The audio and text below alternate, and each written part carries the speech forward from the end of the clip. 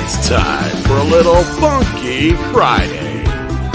From their funky hidden headquarters, your hosts, Keith and Gerry. Hey guys, welcome to another episode of Pop Culture Minefield, TGIF. That's Pop Culture Minefield in France. And even though I really hate most of these fucking people. Oh, hey, Keith, hold on, everybody. That phone call was brought to you by Hate Everyone. We also call Collect. Today is our special. If you look over he to went the off far camera. right, He's going to go hate watch someone. Geekosity. Our first hour is just going to be us going over some of the latest stories, and our second hour is going to be covering our guests, Mikey Sutton and Bom Miciano. And Bom, of course, is his agent manager and an old friend of mine. We've known each other for a long time. And he was the one who introduced Keith and I to Mikey, going, hey, you need to check this guy out. And I'm like, all right, I'll do it. Cranky old guy, because I'm old, cranky. And I'm like, I fucking like this guy. Mikey knows his shit. And then I started looking to see what he had done his entire career. And he'd written for some of my favorite publications, including Cinefantastique magazine. And not to mention, he worked in the studio system. And he's very well networked into the industry.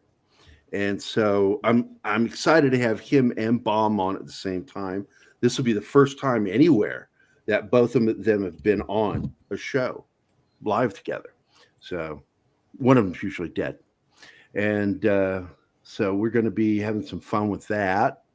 But this first hour, we're going to talk about, I've got like a slew of scoops sitting up here I want to talk about, from DC to Marvel.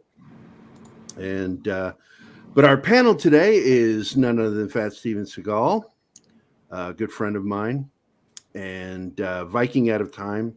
He's an okay friend. Ash, hey. I don't think I even like that guy. He's like him and his seat. That's all right. I don't like you either. Why am I here? Yeah, why is he? Who are you people? Who are you people?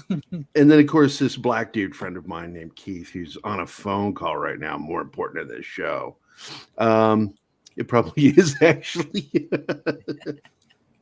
And, of course, in our chat, we have Zax, a good friend of the show. Socks, another good friend of the show. And that's it. Nobody else wanted to come.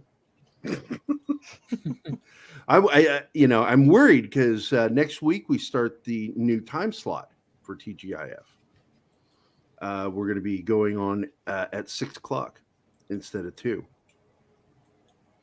That's and hey, fair. What's up, Socks? And so I'm hoping that you guys remember that we're going to be upping it because I start my new job on Fridays, and I'll be working until 5, and then the show will start at 6. I don't remember this conversation. No, I was talking to chat. Okay. Sorry. I know you guys know because I told you. No, I've never remember this conversation. This is news to me.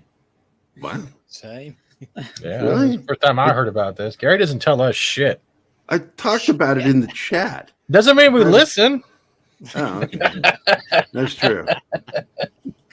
So, I guess we'll Good night, everybody. See y'all later.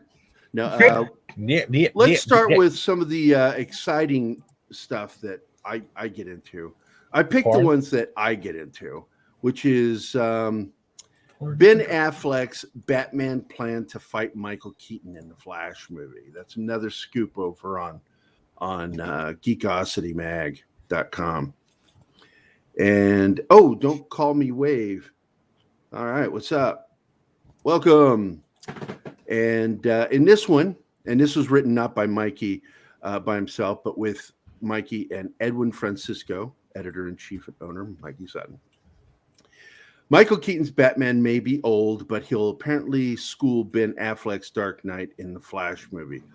Although he has no powers, Batman is physically tough. Affleck epitomized Batman's brute force in his previous appearances. However, Batman is highly intelligent. His genius IQ is often overlooked in the cinematic adaptations. In the Flash film, an insider tossed a rumor that Michael Keaton and Affleck become involved in an altercation. The source added that it's a brief scene.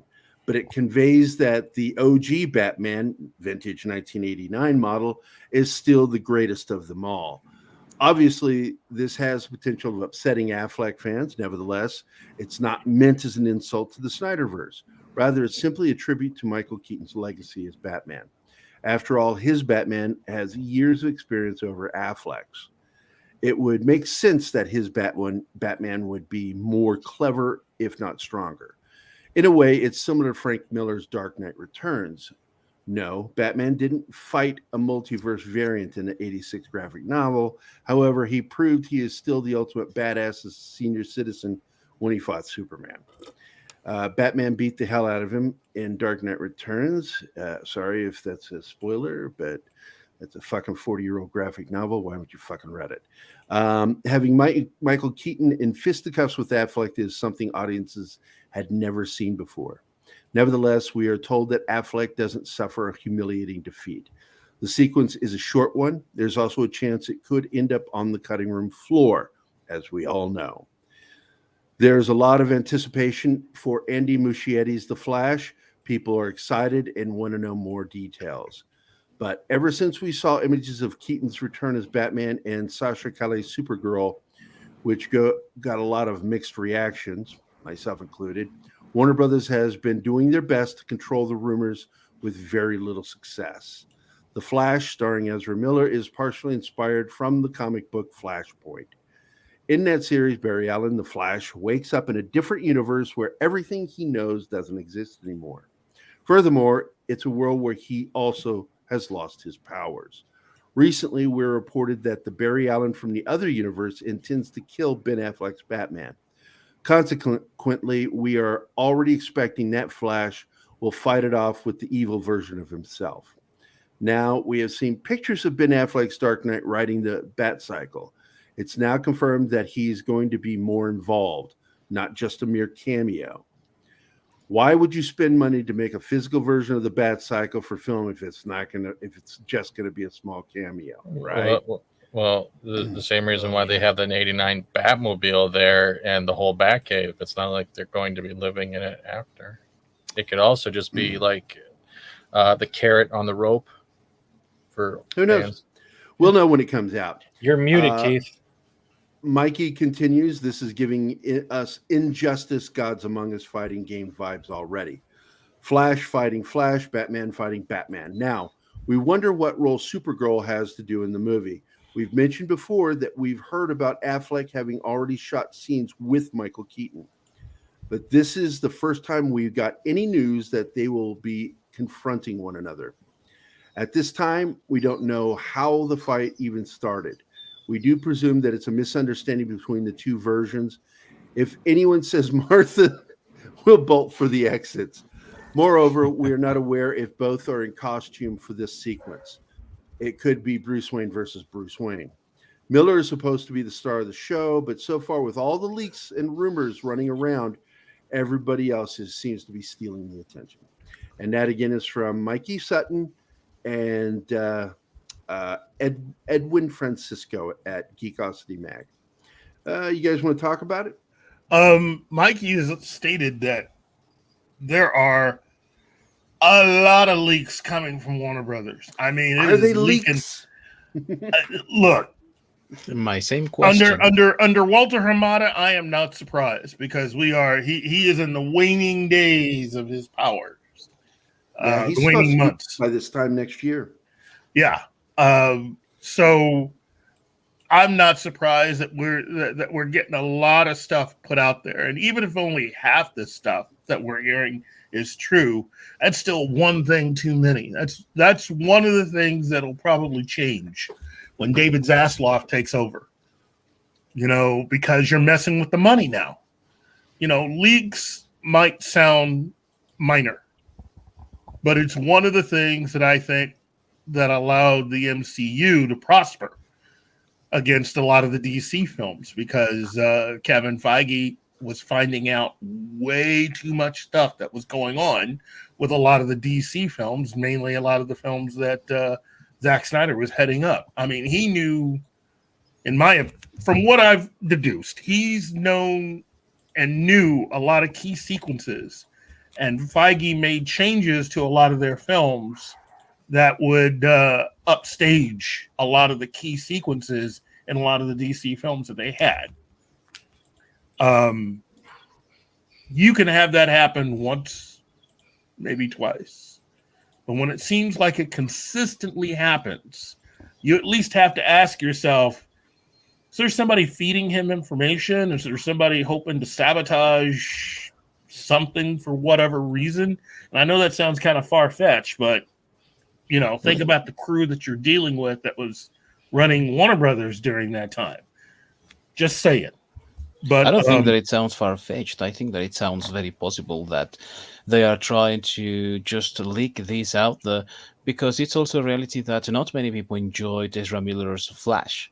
Yeah. I particularly don't think that he's a very good Flash. And considering also what has happened with Fantastical Creatures or whatever it's called, I don't really know if he's capable of carrying a movie on his own, you know. So leaking this might just get people hyped for this project, in my opinion. Yeah, but it could also be something that could be used against them, by Marvel at this point. You know, if we're getting, let's just say, half of what we've heard, half of what Mikey Sutton's been hearing is true. We're getting half. Chances are Kevin Feige and the crew over at Marvel, they're probably getting a lot more than just that. Think of what you could do with the entire Flash shooting script if you had that in advance. Yeah, because they're spending a lot of time, definitely a lot of money on this, and this is really evolving as we're speaking. We're not getting the Flash movie the way it was originally conceived years ago. Okay, there are a lot of changes, a lot of moving parts, and what Walter Hamada is attempting to do is something akin to what Kevin Feige has already done. The difference is that Hamada knows that his time is growing short, and he's trying to put out as much stuff as possible before his tenure ends. And as I've said, and has been indicated by numerous releases, it almost doesn't really matter what any of these movies have in it. Because when David Zaslav takes over, they can easily just change a lot of this stuff, even well before it even hits the screen. So no matter what they end up filming for the movie, a lot of that can be changed before we even see it. Right. But would they risk doing it given the current economic state of Hollywood? I don't care. Warner Brothers isn't really doing that bad.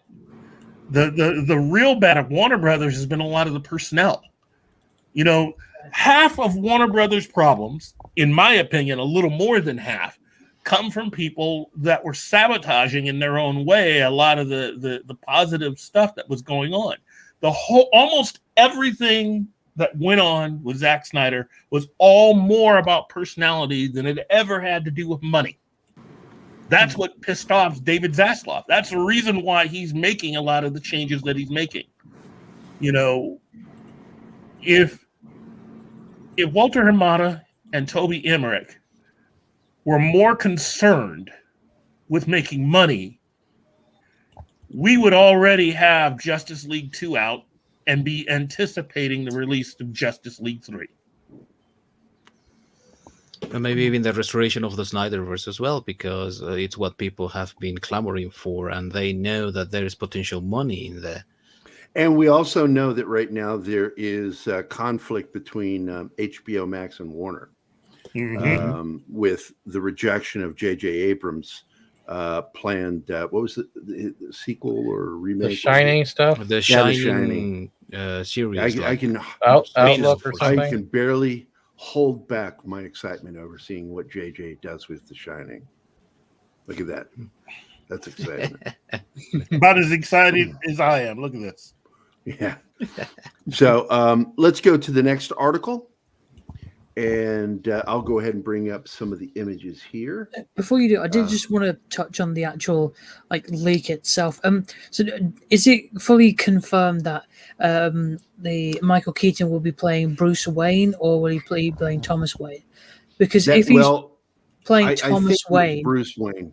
right? The Thomas Wayne rumor is actually another actor that's been passed around, and Mikey will be here for the second hour. Are you going to stick around, Ash?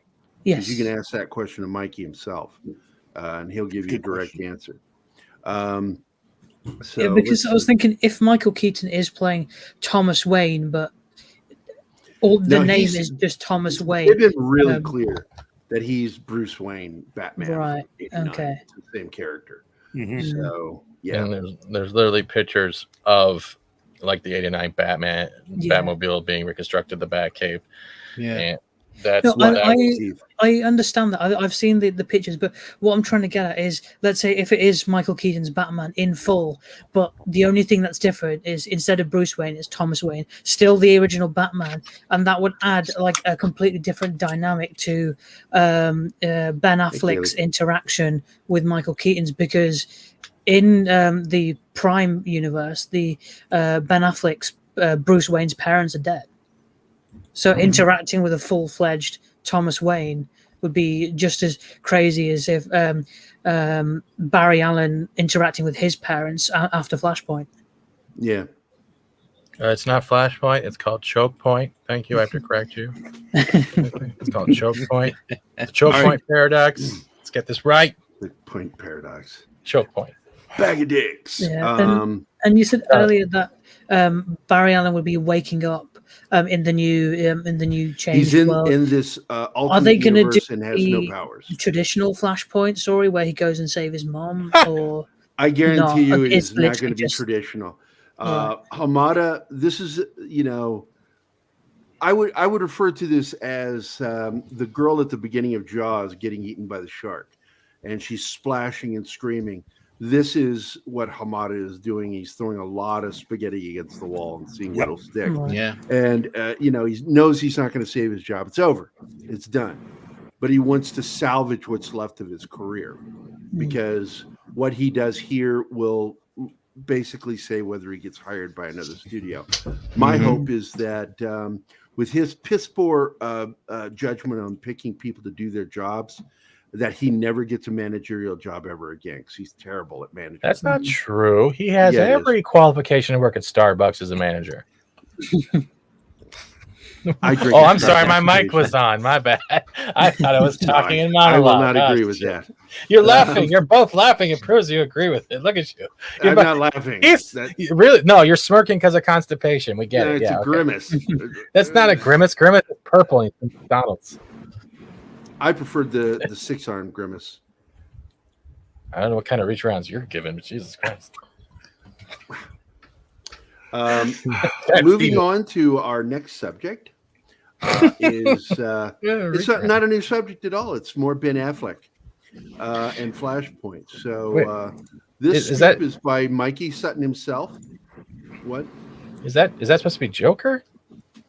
I have no idea what's going on there. It's probably somebody that's. Oh, this is. If I read it, maybe we'll find out. Oh, hold on. I want to ask a quick question. Ash, have you seen Black Clover? No, I haven't. All right, because this guy looks like the emo character in the Black Bull Guild. It's hilarious. All he does is whisper. Alrighty. So leaked photos from The Flash reveal that Ben Affleck is going to be suited up as Batman in the film. Although Ben Affleck himself isn't in the pictures, it's his version of The Dark Knight. These images confirm my scoop on Sil Abdul's Geekosity Live YouTube show from June 22nd. I broke that Ben Affleck will wear the Batman outfit in the movie. A recent online rumor, and I'll go ahead and move to the next photo. A recent online rumor said that Ben Affleck will only appear as Bruce Wayne in The Flash. That is inaccurate. The pictures unveil Ben Affleck's Batman upgraded suit. There are also shots of his new bat cycle in a chase scene, as seen here. And I'll show more. That's kind of cool right there. Look at this. That looks like that is really cool. that looks like it's been inspired not only from Akira, but a little bit of Tron. Do you guys see Yeah, I it? was going to Oh, say yeah. Tron, Yeah. yeah. A little Sid meat in there. Yeah. That thing is almost as big as a Hummer. Look at that. Oh, it's just Oh. it's just a casing. Look at the tire underneath. Oh, Yeah, okay. that's So it's fake. It'll be digitally. Okay. It'll be digitally fixed later. So but he's it's still driving with fucking training badass. wheels. So it's bat training. Alright. Look how he's sitting though. It looks like he's trying to mount a woman. Like, do you notice how he's sitting? Well, that's the I almost gen- got it in from behind. Let's go. I have That's no the general idea how position. Ben Affleck fucks. I just know who he has fucked. It just Every time I thrust, Oh, I go say ahead, Matt Ish. Damon. There No, are, as you can see here, a lot of shots of the new Bat cycle in the chase scene. Some have speculated this is from the opening of the film. However, insiders explained it's from the latter half, the second half of the movie. Initially, on March 26th of this year, I leaked, Mikey Sutton, that Ben Affleck's Batman would perish in The Flash. I don't like that. I want to agree with that. Script Death with was an integral part of the current Warner Media regime to kill the Snyderverse. In other words, Ben Affleck's ultimate sacrifice would erase Zack Snyder's DC movies from canon. I don't see AT&T allowing that. no. Script nailed it though. I think I agree that they did F up the cowl. They But what? This is before They post. effed up the cowl. It looks like. This is before post and editing, so they might touch it up later. Yeah, on. I don't know. I'm not a big fan of the excessive armor. Nevertheless, the other outlets claim the opposite, echoing my original piece from March 26th. As excited as fans are to see Keaton and Ben Affleck again as their portrayals of Batman, concerns rise to the surface. Warner Media's public divorce from the Snyderverse sounded cold and offensive. Could The Flash be the final nail in the coffin between them? I heard that The Flash is not a funeral for the Snyderverse. Moreover, it's a celebration of DC past and present. The movie will pay homage to everything from Greg Berlanti's DC offerings. God, fuck Berlanti. The Christopher My Reeve's God. Superman. I like that. Now, I say that, and I saw somebody had written something to Mikey Sutton about how much we hate Greg Berlanti. The fact is I only hate him because he's a liar when it comes to the DC stuff. But he still does two things I really like. Doom Patrol And why? and Prodigal Son. Prodigal Son is not comic related. It's a fucking great series. And Doom Patrol is just, despite the fact that it's ridiculously woke at times and it's really offensive as hell, I get a kick out of the damn show. I like the cast. I like the writing. I like the humor. So, I'd say he didn't hit it out of the park, but he definitely got an in-the-house home run on that one. Well, Akiva Goldsman is the one that's really running Doom Patrol. I hear that that's really his show. Even Yeah, and though he's another guy I think's a complete cunt when it comes to writing. Well, yeah, if you compare what he wrote with Batman Forever and Batman and Robin, I agree with you. Just abominations, Yeah. But Doom Patrol, because he likes to, because obviously from those Batman films, he likes the sexuality and he likes the excessive tongue-in-cheek shit. So that comes up in spades with Doom Patrol, but that was designed for that. Yeah. And it was a comic book I didn't give two shits about. I really didn't give a shit for the comics. So I have no judgment on the show. I don't care if it's like the comics at all. I really don't. I'm sure there are fans out there aghast at what I just said.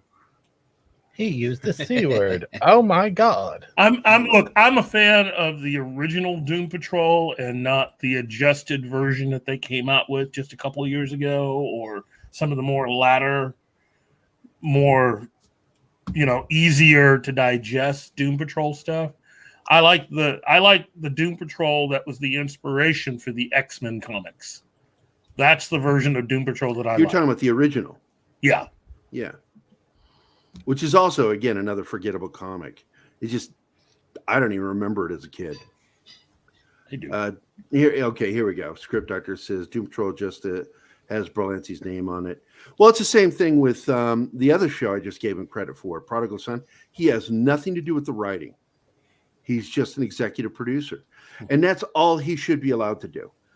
Past that, if he keeps pushing to be a creative writer on shows, I really wouldn't blame somebody if they took him out and treated him like a harp seal and just beat him with a baseball bat. Isn't it a waste of a baseball bat, though? Like, honestly, I'd rather play t-ball or like crack walnuts with a baseball than waste it. I just want to see how far until Keith turns off the camera, shaking his head, going, "Why today? Why fucking today?" Why does Gerry say these things? You have a $1.99 super sticker from Roger H, and it's probably a thumbs up. I don't see the sticker itself. It's a thumbs up. Is it? No, it's a middle finger. They don't show it here on StreamYard, so all I can see is his handsome cartoon face, the word super sticker, Roger H, and it's a Canadian $1.99. So thank you, Roger, for the delicious Monopoly money from Canada. Fuck yourself, Gerry. What the fuck? It's like Script Doctor says. Goldsman does Doom Patrol and Titans. Those are his two shows, of which. And he needs to stick to producing because that's what he's better at. He's terrible at show running. Yeah. Back at the article, it's not just Berlanti's crap, but they're going to have an homage to Christopher Reeve's Superman. I'm looking forward to that. There are going to be notable cameos and Easter eggs. Could the Flash unite a polarized DC fandom? No, that's not going to happen. Thanks for asking, Mikey. Well, there is one way to unite us all. Time will tell. What the Flash movie, DC followers will speed in or run away. So that's it for that one. No matter what, I'm enjoying the idea of there being Ben Affleck Batman. Because look, man, that guy was born to play Bruce Wayne Batman. I don't really think he's that great an actor. Matt Damon is 10 times the actor Ben Affleck is. It's just Ben Affleck gets a lot better looking ass from women. He got J-Lo for Christ's sake. Oh my God, that bubble butt. We got. Did Mikey confirm that Supergirl is in the flat? I don't know. That's a good question. Script. Why are you not on the panel? Are you at work? Good grief, buddy. Love to have you on here. God, I fucking miss him. He used to be around us all the time, and now he has to. You saw him You saw him on Wednesday. Once in like 2 months. Oh God! Someone get a violin. Affleck would be a far better as Two-Face, same as Bell. That's interesting. Yeah, I like that. Let's hope Flash can be better. Oh, fuck you, Jace. No. Yeah, right? No, I'll go ahead and read it. Suicide Squad and Batfleck is one of the best ones Yeah, he is really good. Can't argue with that at all, Jace. Good afternoon, panel and chat. Well, good afternoon, Dad, man. Hey, chat. What's up? The Jack. Hey, Jack of all casuals. What's up, Jack? Let's see. Ash had something to say. Socks. I'll take Ben Affleck as Batman over Robert Pattinson as Batman. Well, I'm glad you brought that up because the next article is about Robert Pattinson. Yeah, he's at work. I knew it, you bastard. Just know we miss having you on here. You're like, I miss your Keith cuddle. will tell you, you're one of my favorite fucking people to talk movie stuff with because you rock. Yeah. Let's see. Oh, you were talking to him. Old Redneck. Zach seen in a warehouse, going through the window and then rescuing Martha. Name a better dude. You can't name a better fight. No, you can't. Batman. That shit was intense. I mean, I clipped that and saved it on my hard drive, so I don't have to go watch the whole movie just to see that scene. There are three really, really great comic book action scenes in films. 3, okay? The elevator scene from Winter Soldier. Yeah, classic. I thought you were going to say Driver with Ryan Gosling. No, that fucking scene. That is good. That is good. That's but intense. I mean, out of straight up your comic book mind movies, intense. There are 3. Okay. And two of those scenes, I mean, marvelous. Two of them. I think the fight scene in, as I said before, in Winter Soldier, in the elevator, as well as the fight scene later on in the movie between the Winter Soldier and Cap on the street. Okay, Wait. that and Ben Affleck's warehouse Batman fight scene are the best three. Try to beat those three. Worst fight scene in Marvel is Black Panther: Final Conflict. No. That's Yeah, the worst there's a- CGI in Marvel history. Actually, I would go one worse than that.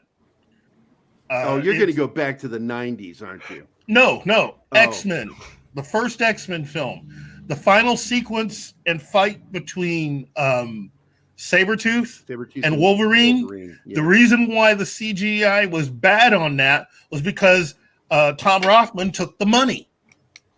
And so they didn't have enough Fucking money to Tom finish Rothman. that scene the right way. I think the worst fighting scene ever has to be any episode of Dynasty where it's like, you bitch, you bitch, you bitch.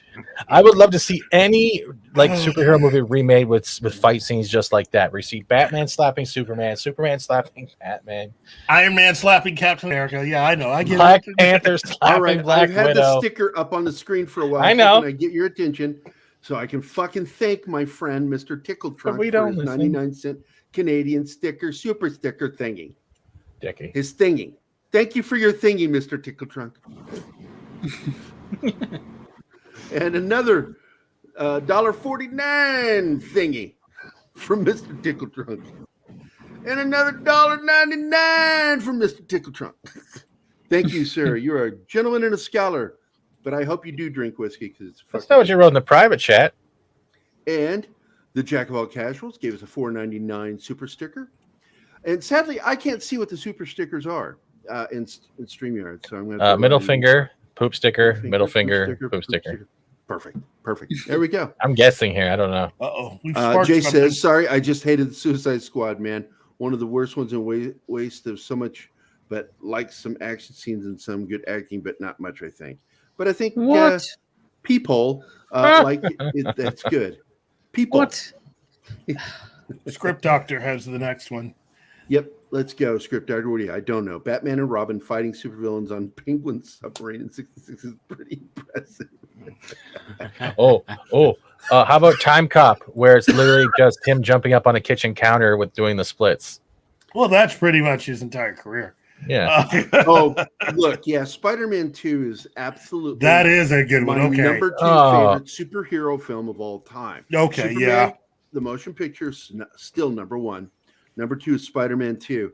And despite the fact that it's not comic accurate, I don't give a shit. It's a fucking good Spider-Man movie. And it's better adapted than anything that we have right now, you know? Like, it's better adapted than the Black Widow in the new movie or anything, you know? Well, that's just not a very well-written movie. Though I will say the first half of the film is really good.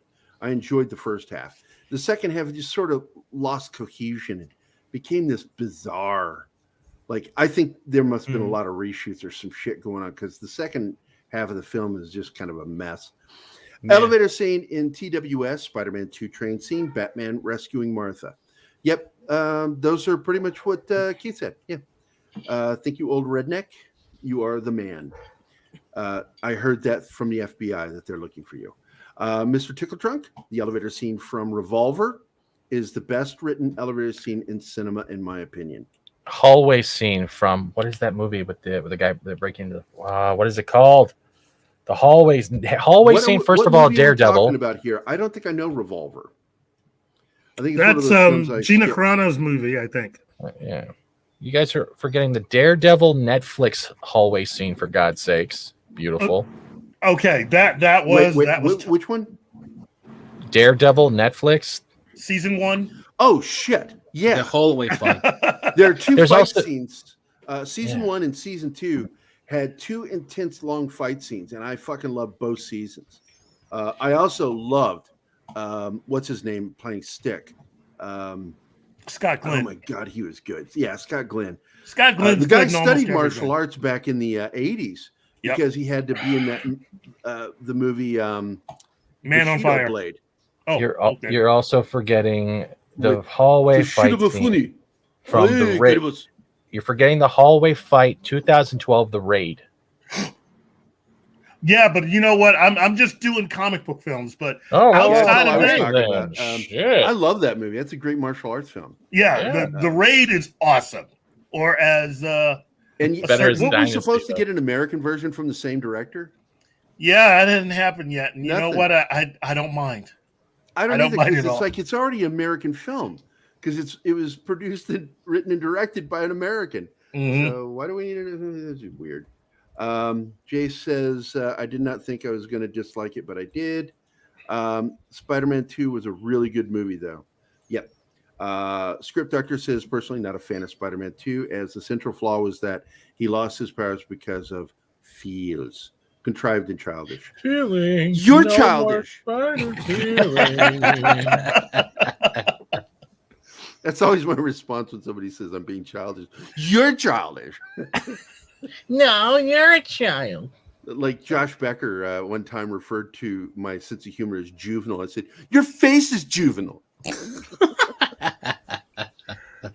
That hallway scene is epic. Yeah. Oh, from Daredevil. Yes. You know look, what? I don't disagree with Script Doctor on this at all. There's a lot of problems with it, but I fucking love that movie. I thought it was a good Spider-Man film and the best of the series. Third film. Yeah. You know And what? I don't blame. It was Rothman's fault. And what's his name? Amy Pascal. No, the other dude that's an asshole from Marvel.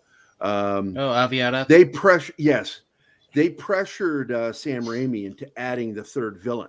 In He Spider-Man didn't 3. want to do it, and so we ended up with a fucking mess. Just a fucking mess. If you edit out all of that stuff with Venom, Spider-Man 3 makes a whole lot of sense, and it fits in with the other two movies because there's a theme that they have going through all those films.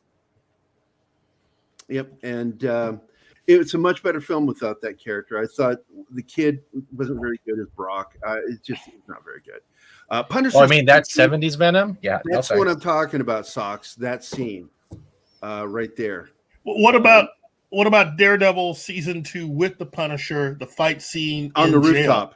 No, in jail. On the jail. Yeah. Oh, The jail fuck fight you, scene. yeah. Jesus Christ.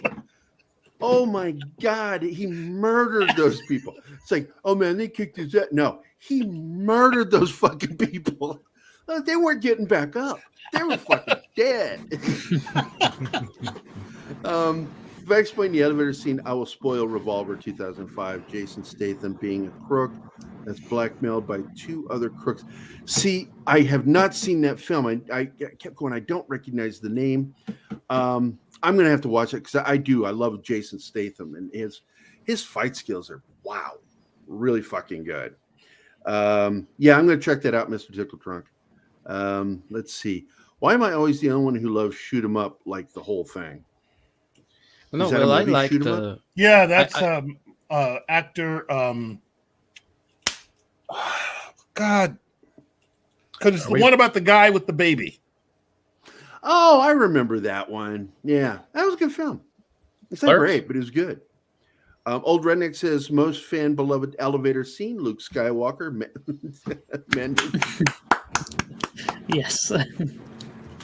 Spider-Man 4 outline was circulating around Sony. It was horrible. I can't remember who wrote that. Was that Sam Raimi? Because the problem with the third film was that Sam Raimi was writing it. That's not his strength. And the guy that wrote the first two, who was that? Who wrote Spider-Man 1 and 2? I'd have to look that one up. I'm But good now. for me personally, if you take out all of the Venom stuff, all of it, Spider-Man 3 is actually a much, much better film. A much better film. And it makes more sense. Thematically, it fits in with the first two films. And it allows us to have a villain that also is not as bad as you think he was. You understand his reasoning. And that would have been more time for character development and everything else, and all that got blown out the window when Avi Arad convinced the top brass at Sony to basically stab the director in the back, Sam Raimi, and go ahead and just pressure him into having Venom. Idiot. It was this guy that also worked with Spielberg at some point, I think. David Koepp. Yeah, David Koepp. He's the one who wrote. Well, Spiderman. Shaban was involved with the writing of it. That he's the guy that got brought into Star Trek that ended up being a bigger cunt than Alex Kurtzman. Oh, I'm sorry. Am I supposed to pull punches? We forget. I'm not laughing at that. I'm just not laughing at that. Let's see. Old Redneck says, I need to rewatch Daredevil again. You guys are making me remember. I don't remember everything. Yeah, just go ahead and get to Netflix says, and tell them we sent you. I believe that's good. Yeah. Raimi wrote it. It had Black Cat, the Vulture, the Lizard, and I think Shocker. Oh, the Shocker. Yes. Yes. His favorite. Guy running around town just shocking people. Never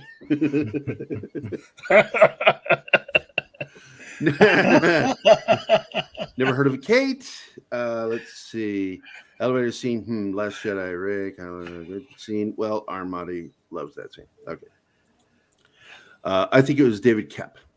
And for Spider-Man 2, it was actually Shaban. Oh, what is his name? Oh, crap. Miles Millar. Mark Millar. It's Miles Millar and Miles. Oh, okay. Let's see. Avi Arad wanted Carnage for Spider-Man 4. Sam Raimi didn't want Carnage, and that's why Sam left Sony. Yep, it is exactly that. Plus, they wanted to take the Vulture and make him a younger guy, and Raimi wouldn't do it. And then they suggested then if they kept him like in the comics, then they wanted the Vulture to have a daughter and have her be the Vulture. Yeah. Yeah, just idiots. And many of these idiots are still running Sony today. And I'm just going to leave this here for everybody. Oh, God. Shaka. Hello, all I'm probably late. That's good, CJ Soulpunk, aka Exorcist, aka late to his own fucking funeral. Welcome, CJ. Good to see you, buddy. Let's see. Old Redneck says, quick wiki lookup on David Koepp. What a checkered movie history. Yeah. A lot of landmines not to step on there. Yep, that's him. Spider-Man 2 was written by Smallville creators, which equals the Fields. Yep. Yeah, I can see that. And Michael Goff and Miles Millar. Michael Chabon, the guy who managed to be a bigger cunt than Alex Kurtzman. That's Didn't not think true. it could happen. They're both equally the same size. Oh, they're penis sized. Gotcha. Yes, that's where I was going Do you with it. think No Way Home will have elements from Raimi's Spider-Man 4? Look, no, you got to realize Sam Raimi has a style, a technique that's been borrowed by a lot of people, inspired by Italian Spanish cinema. He was really big on the quick zooms, and I fucking love the way he would zoom in. Like Bruce is like got that glove, and they zoom in, chink chink, Sam's got a style that he's going to bring to this that's going to definitely connect it. You're going to feel the visual connection because that's his way. I guarantee you're going to find it. Doctor Strange is going to rock because of Sam. Oh, hell yeah. Alvin Sargent did a polish on the script and got main credit for the Spider-Man 2. Alvin, that's the dude from the Chipmunks, right? Yes. Alvin! Anyway. Theodore. That's true, Gary, at Pop Culture Minefield. I agree with you. You better. Thanks, Jace. And Let's for move that, on to the latter one because I'm done with the Batman thing with Ben Affleck. Let's move on to this new one by Edwin Francisco with approval from, of course, Mikey Sutton because it's his magazine. The Batman with Robert Pattinson hasn't been shown yet. However, he knows what the sequel should be. Director Matt Reeves' upcoming movie is based on Bruce Wayne's early days as Batman. It's not connected to the Snyderverse, therefore, it's Batman with a fresh new start. Another retelling of the beginning. So I get kind of tired of that. Filming already ended in March. It is now in post-production. Hell, I would add to that post-production hell. Of course, a Batman sequel is still unknown at this time, mostly because of all the negative rumors. After all, it depends on how it performs in the box office. Reeves, in case he plans to do a sequel, might already have ideas on what to do in the next movie, since he's a comic book fan himself. I hear that all the time, and I don't fucking buy it. It has been reported that Robert Pattinson is already thinking of ideas on what to do in the next movie. He wants to do the comic book Batman The Long Halloween. Now, before I read another fucking word, wasn't that what this movie was supposed to be? And I'm like, what? What the fuck? I'll go back to reading now. He caused all kinds of problems during the making of this film, and now suddenly he's a comic book fan and he wants to do The Long Halloween. I totally want to do another Batman. I don't know. I think that Matt Reeves doesn't really know what he did with the movie, and he has no idea. Well, I'm wondering if he does drugs. Here's the thing: the comic was part of the inspiration for Christopher Nolan's movie, The Dark Knight. Furthermore, it inspired the fourth season of the TV series Gotham, starring Ben McKenzie. In addition, Rocksteady Games borrowed some elements for its Batman Arkham series as well. The comic was released 13 issues in 1996 and 97. I own it. I love the comic, or graphic novel, trade paperback. The Long Halloween was written by Jeff Loeb and with art by Tim Sale. The art was okay. It was a story I liked. The story is set 1 year after the events of Batman Year One. During the early days of the Dark Knight, it follows a mysterious killer named Holiday. Batman works with Harvey Dent and Captain James Gordon on finding the identity of the killer. It even involves a Hannibal Lecter-like character with the name Calendar Man, who is guiding Batman, but only in riddles. I'm not going to go on with much of this. This is just... I'm sure he's lamenting because he had so much bad negative press. So he's like probably throwing it. So I'll do that one. Even though this film was early credited as being a semi adaptation of The Long Halloween. Every promotion that was brought up. Remember that, Keith? Mm-hmm. Yeah. Well, I mean, this is actually, in my opinion, loosely based on the script that... it sounded like it was loosely based on the script that Jeff Johns had that got rejected in favor of Chris Nolan's movies, and somehow found its way into Ben Affleck, and then found its way to its current film. Yeah, it got rejected by Ben Affleck too, because he ended up writing his own script. Mm-hmm. And I've seen snippets of that, and it looked really fucking good. Your Muslim uncle, thanks, man. Hail to you, sir. Let's see, Mr. Tickle Trunk. Revolver was a 15% critic review and a 60% audience review. But I love that movie to death. Cast, Jason. Look, man, great cast. I agree with that. Look, I would say 90% of the time, the audience scores are pretty fucking accurate. But 10% of the time, you will get just the junkiest, clunkiest fucking movie with high audience rating and low critic rating, where it's like, okay, the critic got it right that time. They were being fair. Most of the time, critics are politically motivated creatures. And so therefore, whatever their political persuasion is, they're going to give a good review. One of the greatest of these is a guy I knew, Roger Ebert. And I called him on it at lunch one day. I said, how can you say that film is great in the movie I was referring to as Bound? I said, it doesn't bring anything new to the genre other than the fact that they're lesbian. That is it. There's nothing new. It's all treaded territory. How can you say it's fresh and new? And he was, well, I said, you're stumbling over your own fucking politics. And he got mad at me. Like, decide if a movie is good based off of its merit, not off of what it says. Fucking people, critics, cocksuckers. So yeah, I agree with you, Mr. Tickle Drunk. Keith's laughing at my rude comments. Script Doctor, if Warner Brothers is talking sequel before the first one's out, then it's statistically a failure. There you go. That's the truth. The ugly, ugly, brutal truth. Thank That's you, the Script. fact check. There you go, buddy. Thank you for saying that, man. Enough Batman movies. TV shows make more sense. CJ, shut up, man. You know he's right. No, he's right. I would like to see a Batman series before a movie again.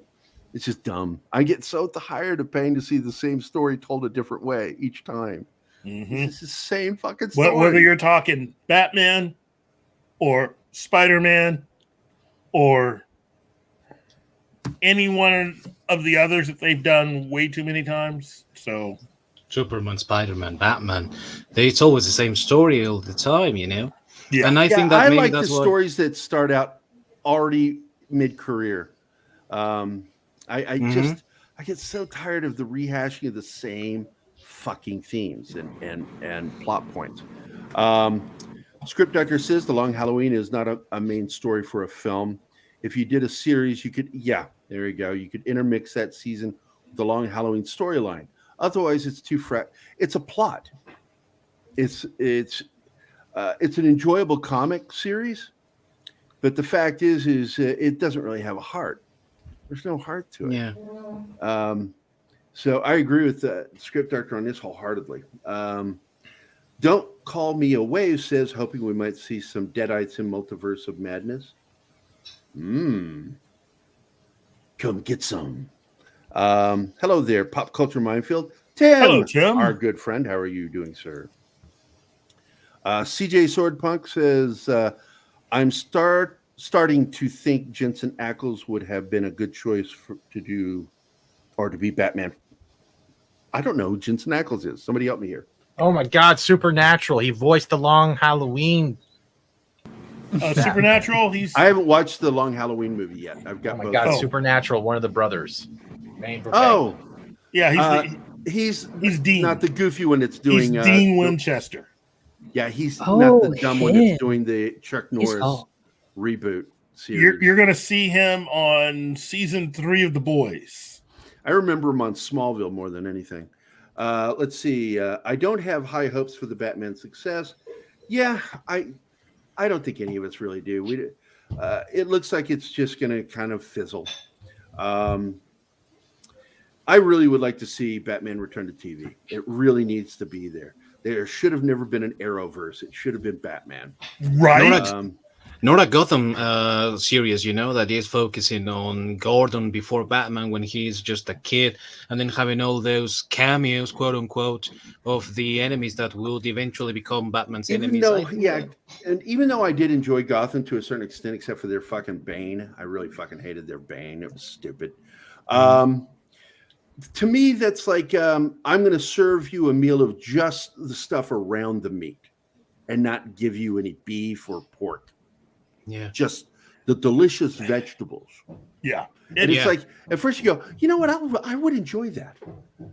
You know what? Once I would enjoy it once. Yeah. And the second time, I'm like, okay, come on, man, quit fucking with me. Bring on the main entree. And that's the problem with Gotham is it didn't have a main entree.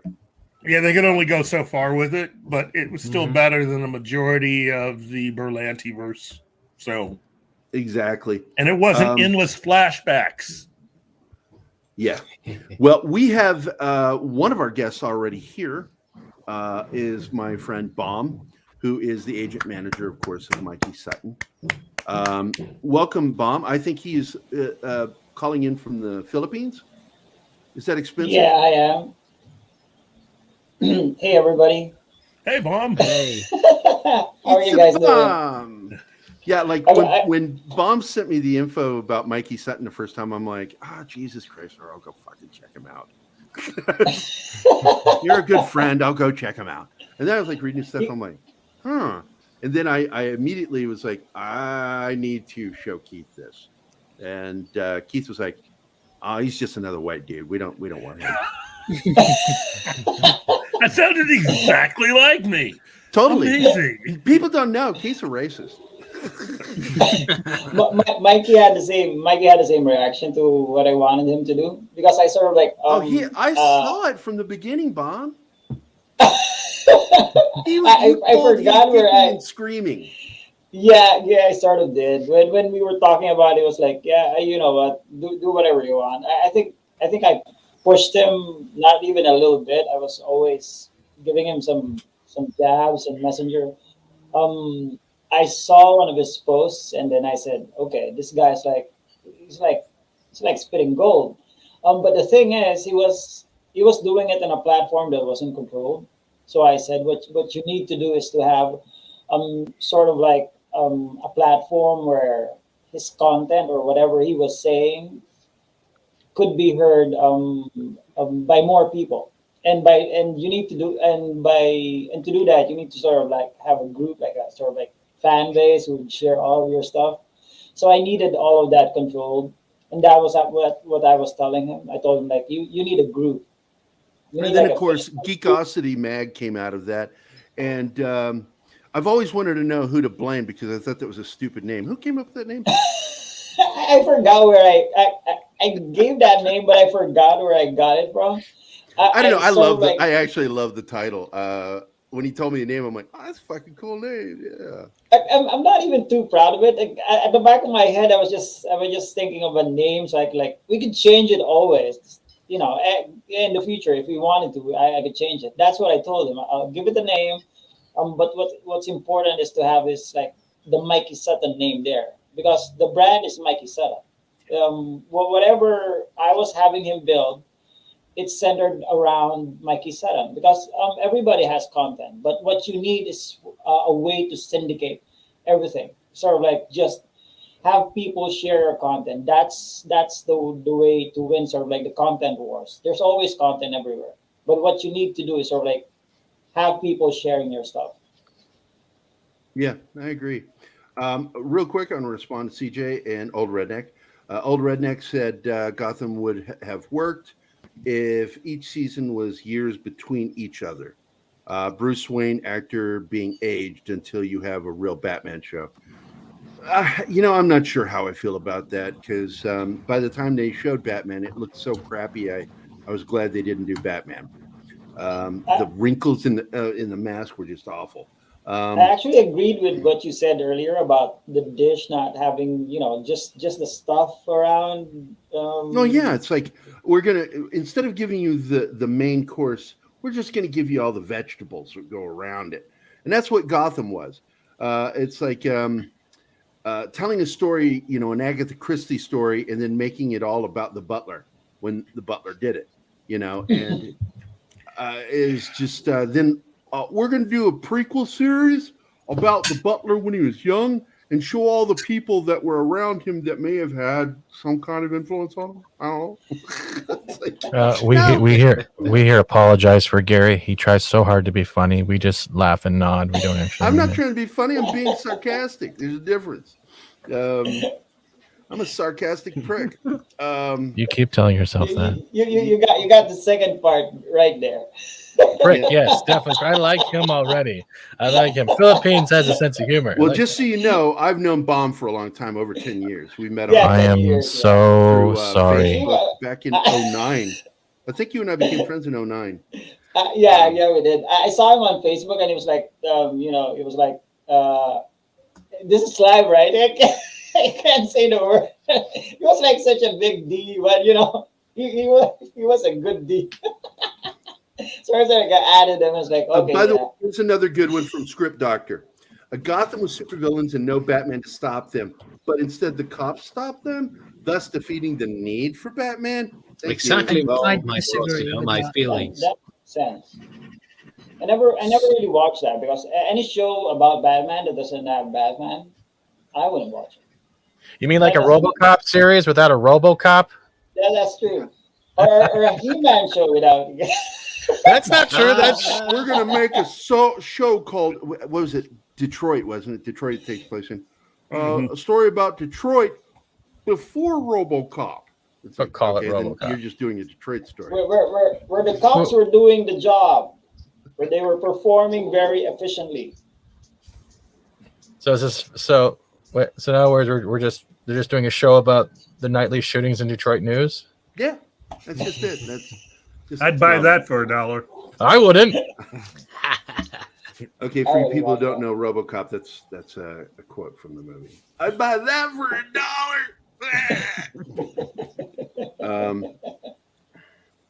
$1. Let's see, Delta City. That was it. RoboCop before RoboCop.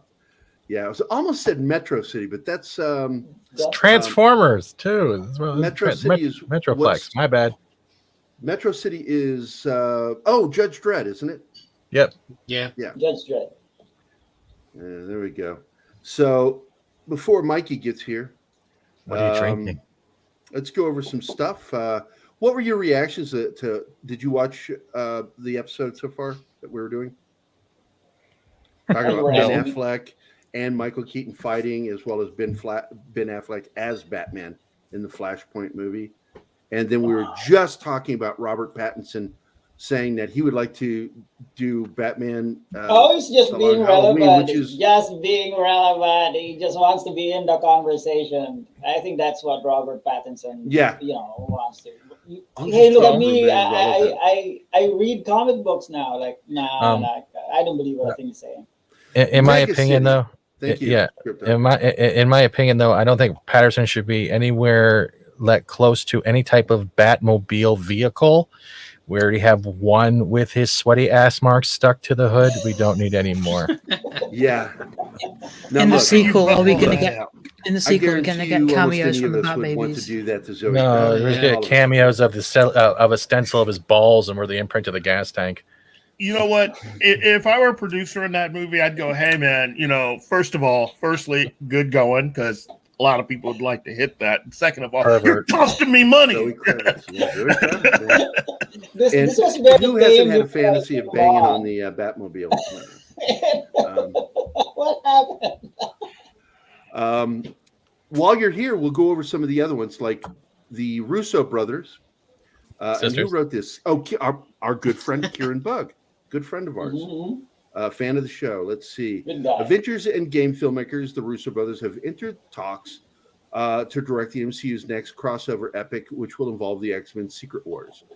And I got to be honest, even though Secret Wars ruined comics for me, I'm really looking forward to this because there was some good stuff that came out of it, despite what Marvel did. The second one? Yeah. So if you really thought the Russo brothers' Avengers Endgame was Marvel Studios' biggest project, then you haven't seen anything yet. Geekosity founder and editor-in-chief Mikey Sutton previously scooped that following the Infinity Saga, the MCU's next Endgame event would be the Secret Wars. The seeds have already been planted for Secret Wars, and the branches are starting to grow. Loki's first season finale had the MCU's multiverse collapse into chaos. It set the stage for Doctor Strange and the Multiverse of Madness. Moreover, Loki gave us our first glimpse at the MCU's next Thanos-level threat, Kang the Conqueror. Are you sure it wasn't their inability to write? Yeah, it was really bad writing on that show. God, I'd watch it with Deanna, and both of us, we would enjoy the performances. And that's all we were enjoying was the performances. It would be better if they only had subtitles. Oh, man. Let's see. According to a new report, Joe and Anthony Russo are in negotiations to return to the MCU for Secret Wars. So I think that's all we need to talk about. It's good shit. We're going to get the potential of Wolverine coming into the MCU through the Secret Wars. And of course, this brings up the next big one, which is that's what she said. And this is by Edwin Francisco. Sony and Disney discussing Spider-Man X-Men film. And that got my attention when Mikey published that one. I'm like, hells to the yeah. Why am I picturing Iron Boy Spider being Iron Man for a new group of X-Men? It's like it. It will be like Wolverine and the X-Men TV show, the animated series, but this time Wolverine is going to be Spider-Man or Spider-Man. I can't. Oh, and Sabretooth can be Professor X and just sit in the wheelchair all day. Not worry about and growl, snarl. Sony and Disney are currently discussing a crossover film with Spider-Man and the X-Men. The walls have been broken, and with Sony and Disney. Well, that happened a while back. We all read that. Our sources reveal they're working to get the franchise together, but since these are early discussions, there's nothing concrete at this time. But if all goes well, they hope that Marvel Studios pulls the trigger. Spider-Man has been well known to collaborate with the Marvel characters, so this is not a surprise. It's more of a surprise if it doesn't happen. The first time Spider-Man and the X-Men met is in X-Men number 35 in 1967, written by Roy Thomas and penciled by Werner Roth and inked by Dan Adkins. In the comics, they initially meet purely by accident. This led them fighting because of a misunderstanding. It's always a misunderstanding. But didn't he meet a couple of the X-Men in the Fox Kids cartoons? Well, and it was the same pretense with the misunderstanding, and they just could like go. Well, yeah, that on was just with that? borrowed from the comics. Yeah. Yeah, well, he also had a show in the 1980s with Spider-Man and his amazing friends, and the two of them were mutants, you know, and Iceman was part of the X-Men.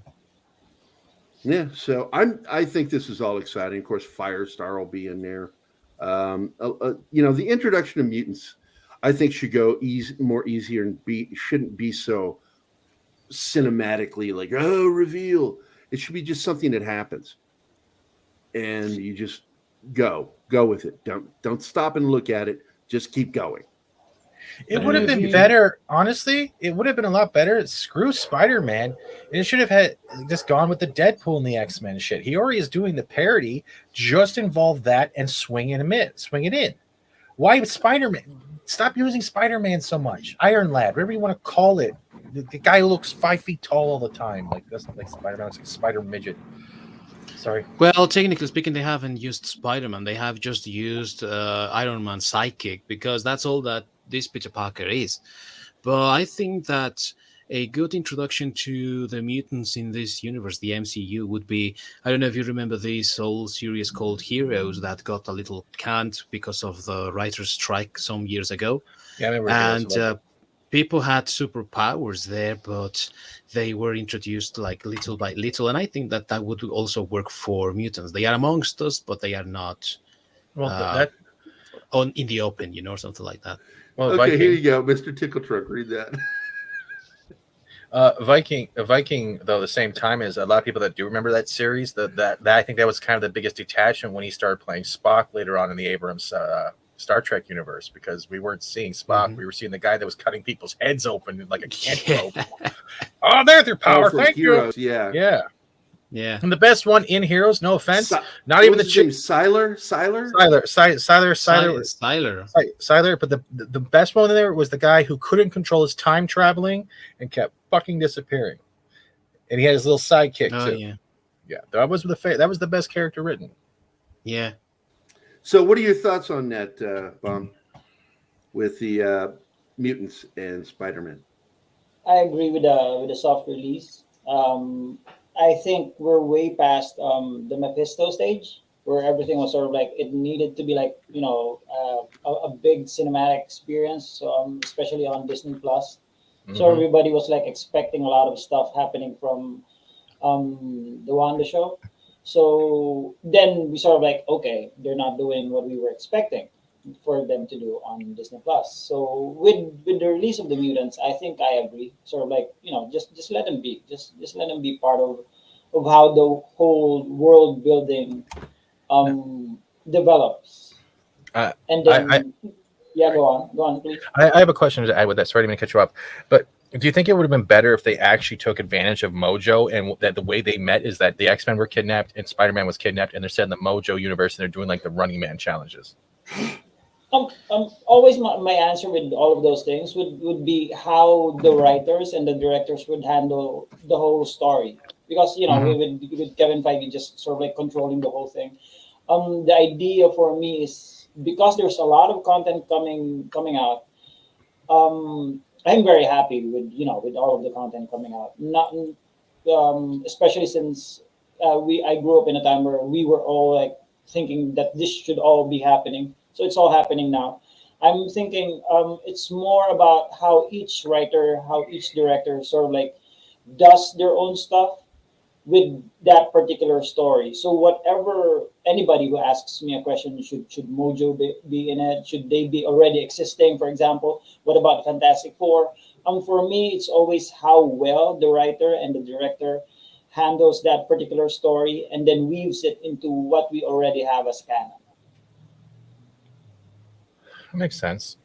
I just think that they have a lot of characters, and some of the delivery is hit, some of the delivery is miss, and the rest of it's half-assed. They don't take advantage of the characters in the correct way. They're like, we get all these people and all these directors and writers, yada yada. Not all of them, but a lot of them are saying, "Oh, I read the comics," and then you see how much they've supposedly read up to the comics because they probably just read the excerpt on a wiki page. Let's look at WandaVision, for God's sakes.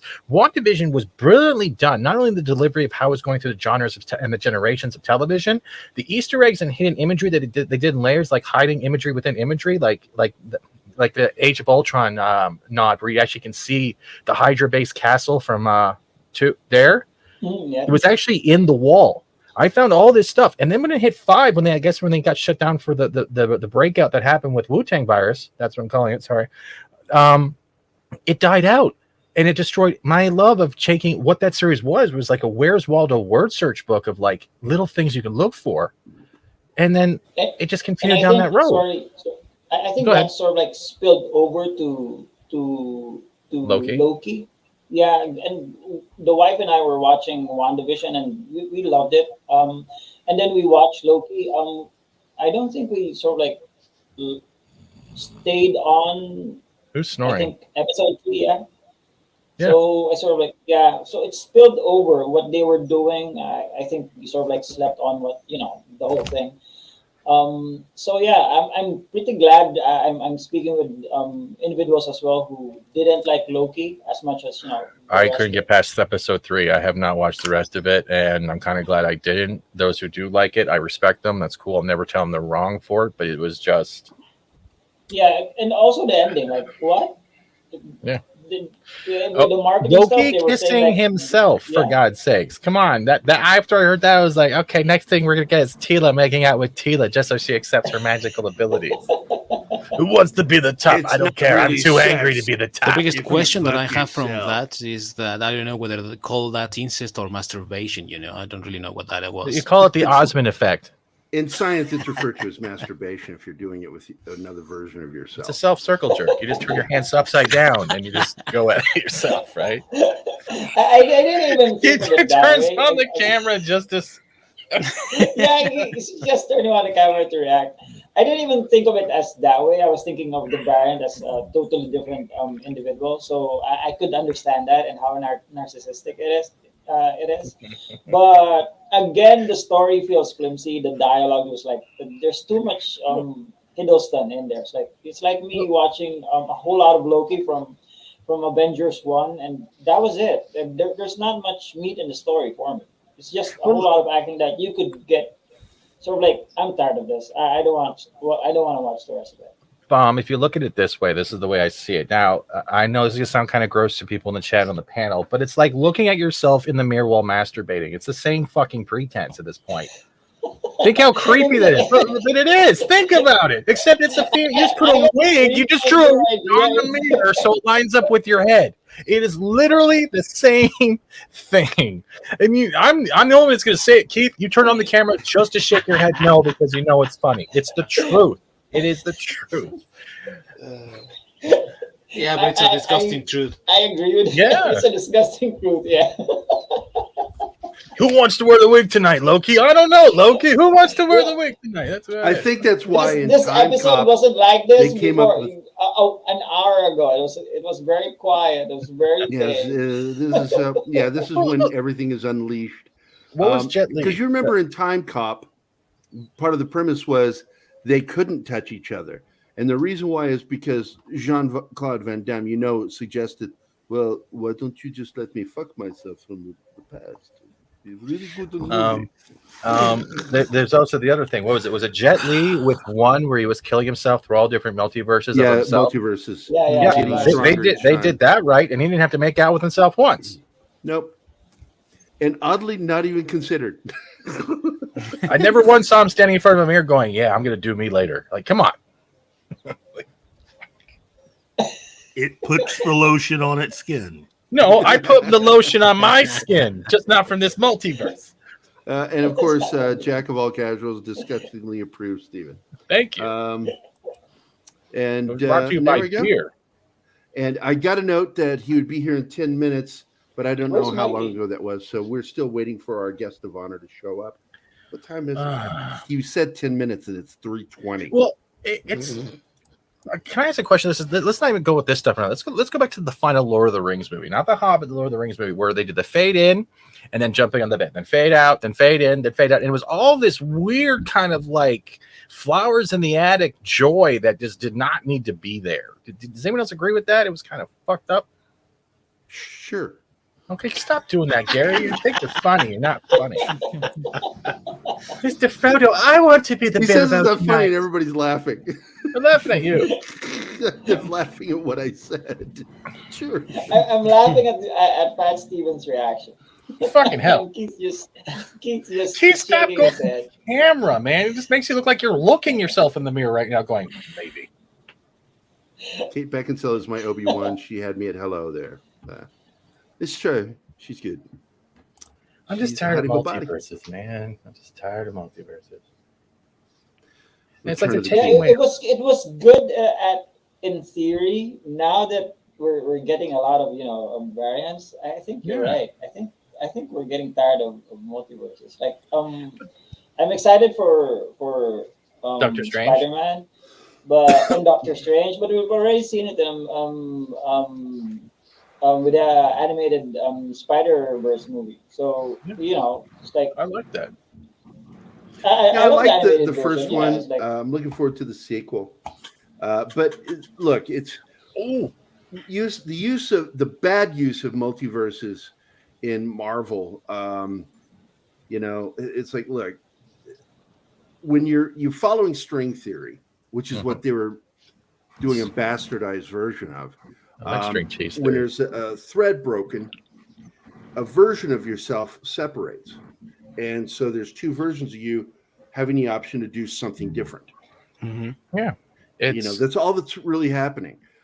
They weren't using that in the show. They were mixing their metaphors, is what they were doing. There is They're an mixing ultimate. multiverse with the idea that there are different layers of reality.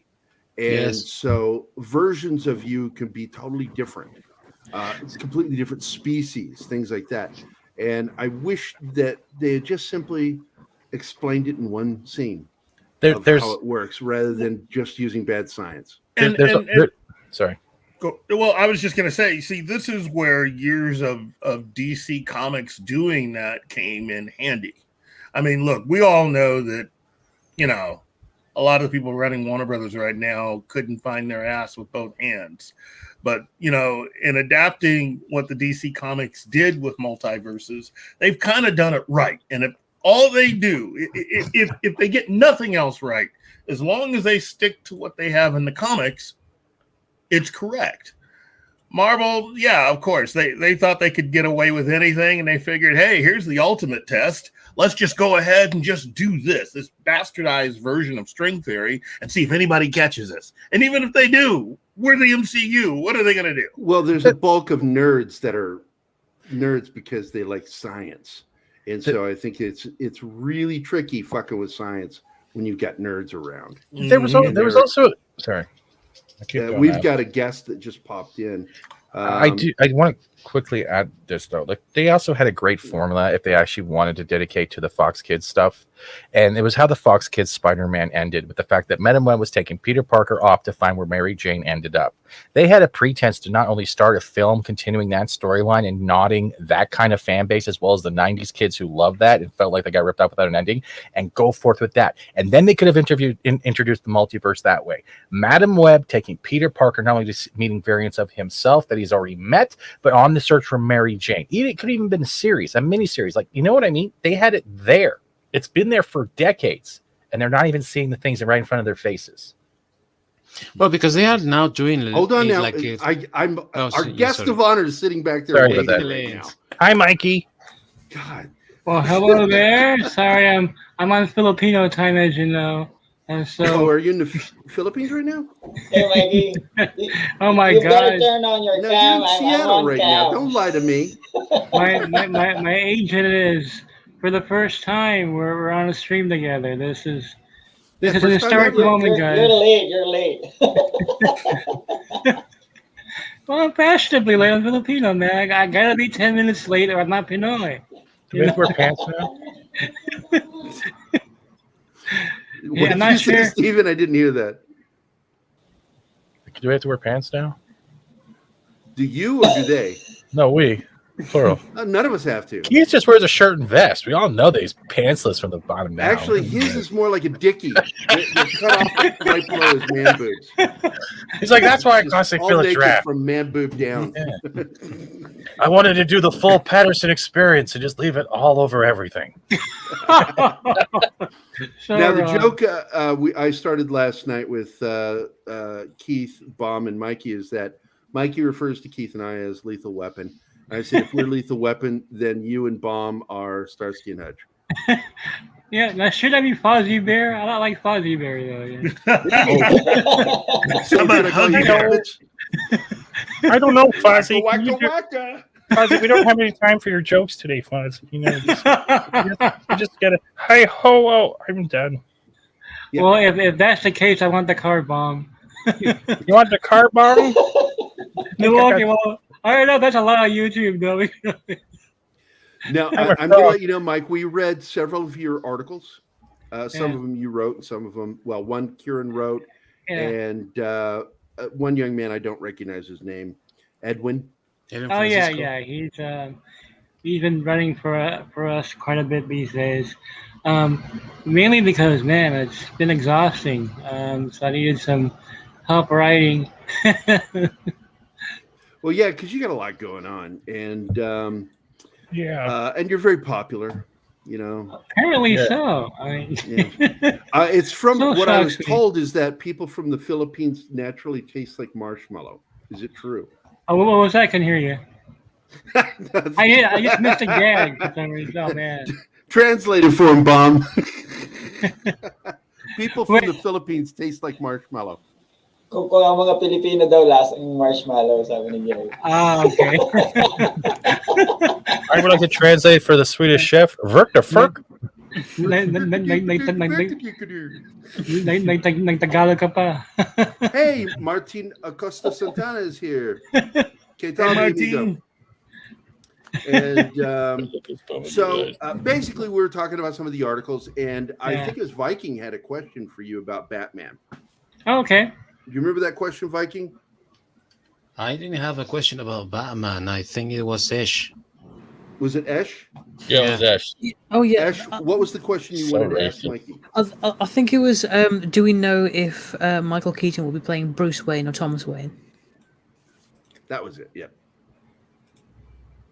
Okay, And- sorry. and- I'm having. He wanted to know if Michael Keaton was confirmed to play Bruce Wayne or Thomas Wayne. Oh no, it's Bruce Wayne.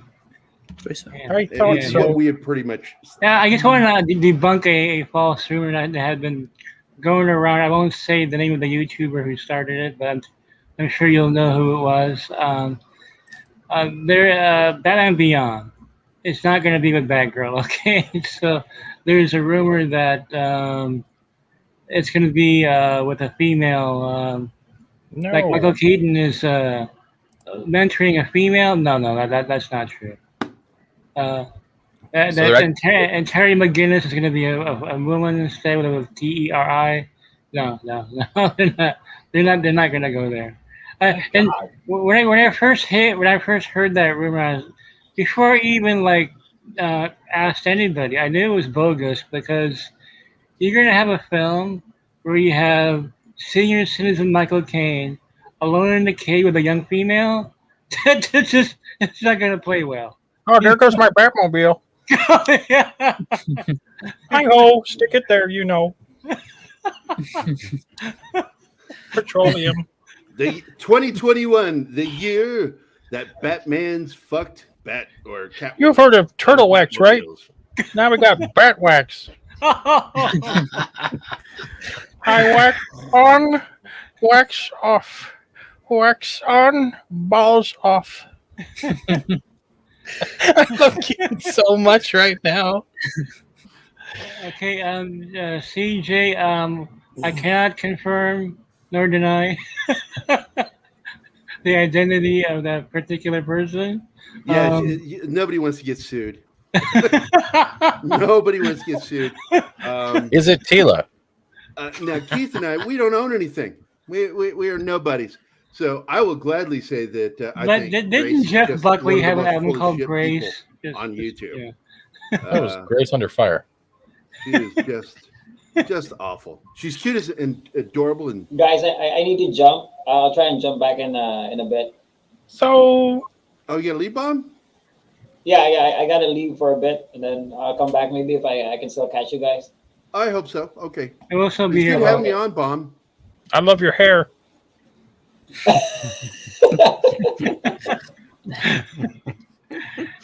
Hope you had a good blush. time, Bomb. I'll touch his spot as you go. Let's see. Script Doctor says, I think Frank Miller did the whole Bruce Wayne doing his pupil with Carrie Kelly and TDKR 3. Those No, are not different, just that, Those are it's- different times. Different times. Back in the 80s, we were more open-minded about things and didn't jump on anything that was mildly controversial. Hey, how you guys doing? I'm doing all right. We're pretty good. We've been going over some of your scoops Awesome. and talking about Ben Affleck fighting Michael Keaton and Robert Pattinson wanting to do the Long Halloween. Long Halloween, even though it was early on, they were That's saying my that, Long Halloween. that this Batman movie was loosely based on the Long Halloween. So I'm Yeah, like, I know. is he fucking high? And look, It's Pattinson. nobody at DC knows anything, okay? And Thank you. after watching the Suicide Squad last night, I firmly believe that. Did you find it bad, Mikey? Because I thought it was okay. It wasn't fantastic, but it was definitely filled a void where I can actually like the way the Tomorrow War was. It gave me a few hours to just numb out. First hour had me in hysterics. Second hour, I was checking out. Question: Yeah. Pete Davidson face missing. Was that the best part? Actually, my favorite part is actually, I went to a spoiler review near the end of the show. I'll get into Okay. all of it. I'm sorry. No, it's okay. It's okay. You didn't know. I'm just a but I had some serious issues with this film that I'll get into. Now, keep in mind, I'm a huge fan of John Ostrander. He's a friend of mine, and I'm glad that he loves the film. Very happy for him. He's in the movie actually in the beginning as well. But this is not John Ostrander. So we'll get into that. But Script Doctor, when he said TDKR 3, he's referring to the sequel comics that Frank Miller did. Yeah, I have those. Yeah. And so, how are things going, Mikey? You talking to anybody interesting right now? Well, you know what? Not us. It's interesting you guys should invite me on today of all days because August 21st is a 1-year anniversary of Geekosity. Oh, no shit. Yeah, 1 year. And it's also 2 years to the date of Spidergate, which is why most people know who I am because of that incident. So August will be a big month for us. We're going to do a huge Scoop Jam, which I'm going to announce that Pop Culture Minefield will be a part of. Oh, good. I finally got some work. So we're going to go crazy on the 21st of August. Like, it's been a long year, man. Like, it really we came out during COVID, God, okay? what So a year. I became the COVID scooper, you know what I mean? It's better than being the pooper scooper. That's true. That's true. Me high and shit. Yeah, we'll I get do to want the to tell you Suicide Squad. something. Our friend Kylock wrote Robert packing his son in Catwoman. And then I got a sorry, full that was letter. a joke. Come here, I got some catnip. Come back here. I want to show you my bat cave. You know it's canon, right? So I never imagined the possibility of a donkey punch on the back of the Batmobile. It'll be a bat punch. Can you make the armor a little light so I can get my dick in and out a lot quicker? Thank you. Oh man! Yeah, I about, Thanks, lighten up. I about lost my snot when somebody told me what the fuck a donkey. So did punch Robert. was. He lost his snot. Too. I'm like, what the? Is that a thing? Oh, that's hilarious because I have a snot reference in my Suicide Squad review that's coming out tomorrow. So I'm going to be what watching. a coincidence you mentioned snot. You know. Mikey, can I ask you a serious question then? For Suicide Squad in general, for those that haven't seen it, from rating 1 to 10, where would you place it? Ooh, man, you know, the first half, man, I give it an 8, but man, it drops in the second half. The first half is so strong that I would give it a 7 overall. That's a low rating for me. That's pretty low. But for a normal film goer, 7's actually not bad. At least it'll give them something to be like, what's the first half like? And then they can base their judgment on the second. That's a good, actually. That's a good prerogative. Yeah. Second half, man, they just, you know, I'm really sick of buildings falling scenes in superhero films. It's all a repeat of 9/11. You know, you know what? I completely forgot. I did forget. I just like Age of Ultron. Like, oh my God, no more falling buildings, please. Oh, falling building again. You know. I think they wasted Capaldi. We have a question from the chat for you, Mikey. Yeah. It says, Mikey, this is from Old Redneck Nerd. Mikey, you think they're killing off Affleck still? Is Lucasfilm still not taking advantage of Luke fandom? And is Pattinson's screen test as Batman as bad as it's rumored? First question, they changed the scene where Affleck dies. Thank God. It may have been the fact that he went over the script and made changes, so that's probably why that was altered. But originally he was going to die, which I thought, well, you really, WB, you guys really want to piss off the fans. I wonder who came up with that idea. I'm wondering. It must have been who it was. Enjoy a lot of burgers. I mean, yeah, they were going to kill him off, and that was their way of phasing out the Snyderverse because they were going to borrow from one of your favorite comic books, Crisis on Infinite Earths, you know. Fuck. You mean borrow? You mean loosely just use things that benefit what they want to push? Exactly. There's a comic book basis for it. The Earth is gone, a Snyderverse Earth, but Momoa's still alive, so. Wait, so the Earth is gone, but the guy underwater, the Earth is 90%. What? No, that doesn't. No. Ow, head hurt. Ow. So they're gonna kill off Affleck, but Amber Heard gets a franchise. So that's all I can think of is 2 hours of pooping on the bed. When I hear stupid decisions like that, this scene. This town needs an enema. Well, she did poop. She did poop on the bed, so yeah, she did get one. So. Can that actually be a motion picture? 2 hours of just watching someone or a silhouette crouching over on top of like a Bed Bath and Beyond bed set, just hoping for like just let it go already. There might be something on YouPorn. Oh my God! What are you looking at? Just saying, David. No judgment. I love you, Keith. I love you so much. What were the other questions again? There's 2 more questions there. It was the Luke fandom one. Oh yeah. No, you're gonna see more of Luke. You know, when it comes to Star Wars, you can be a little bit more confident on the Disney Plus side of it. It's a theatrical side that's gonna have you continue to worry.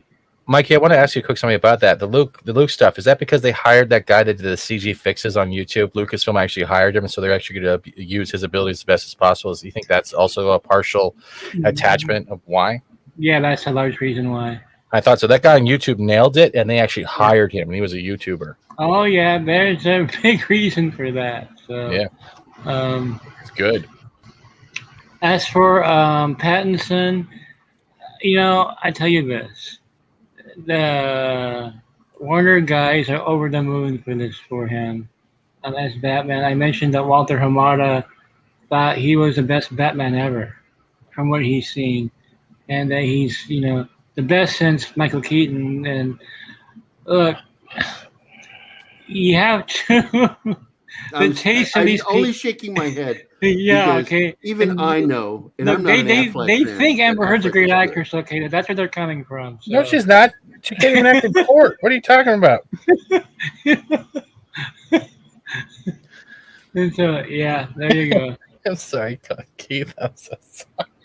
Yeah, so no, Kathleen Kennedy is not going to be fired. Actually, No. I will have an article on that. I'm still working on it, but no, she's going to be there. Now, I wanted to bring something up because I pointed out that just as soon as we heard about the $25 million contract with Alex Kurtzman, that the word came out about Trey Parker and Matt Stone's $900 million. Oh God, contract. yeah. And I said, if that doesn't put into perspective how little Paramount thinks of Alex Kurtzman, they make it sound like, oh, this is $900 fucking million, almost $1 billion. Does that include the game? That includes the game, the movies, the series, the continuation of the series, but it also helps pay off his alimony and child support because he just got recently divorced, right? But here's the other thing. That's actually even more money than J.J. Abrams got for his Warner Brothers deal. Or nobody cares about J.J. Abrams.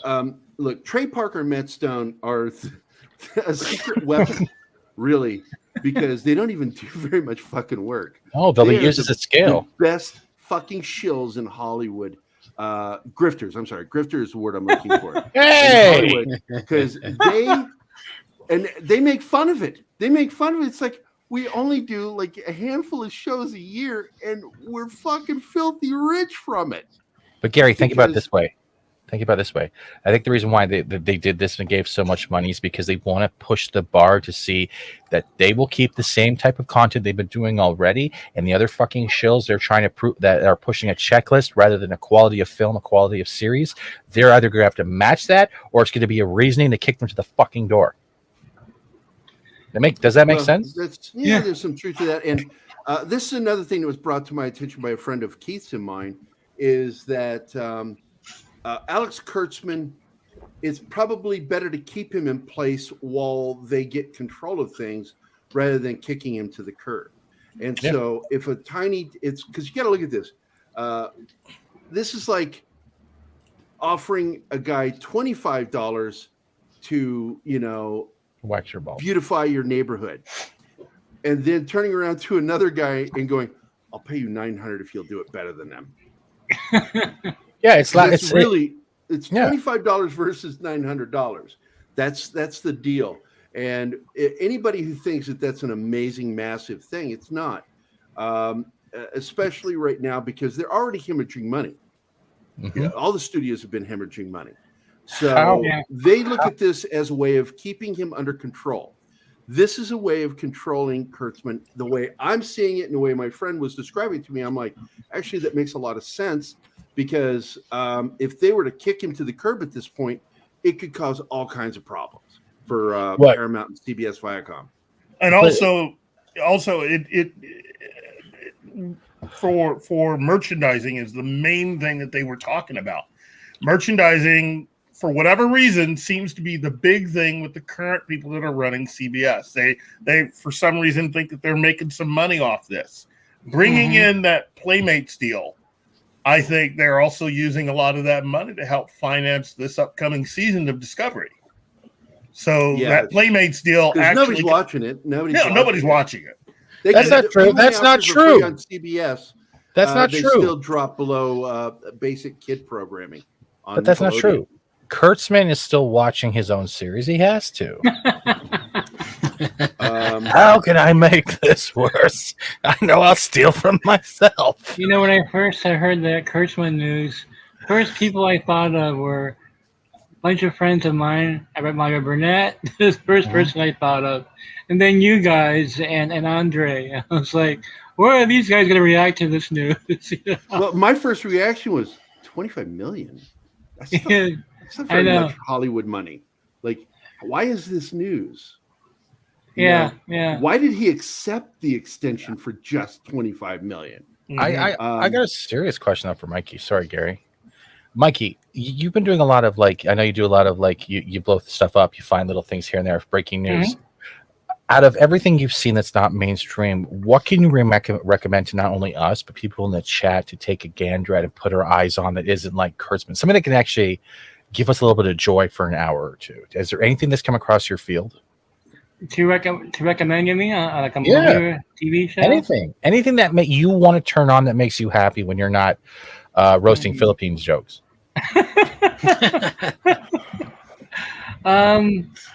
Let's see. I'm really behind on so many things right now. I'm still catching up on. Let me get back to you on that before the show ends. Awesome. And I'll bring up something unexpected. Is what I'll do. Instead of something we may not have seen yet or even tempted to watch yet. I'm gonna give you time. I'll think about it. I'll save it for the stream ends. All right, thank you. Sorry, I didn't mean to trap questions. No, it's good. No, it's good. No, it's good. I'm here to answer questions. So, yeah, the Kurtzman thing. Man, is there any hope for Star Trek? I mean, Star Wars. At least we have Favreau and Filoni on Disney Plus, and then Star Trek. Is there any hope whatsoever? Not in the I had high hopes for the new series with the old Enterprise crew. Yeah, that sounded really good.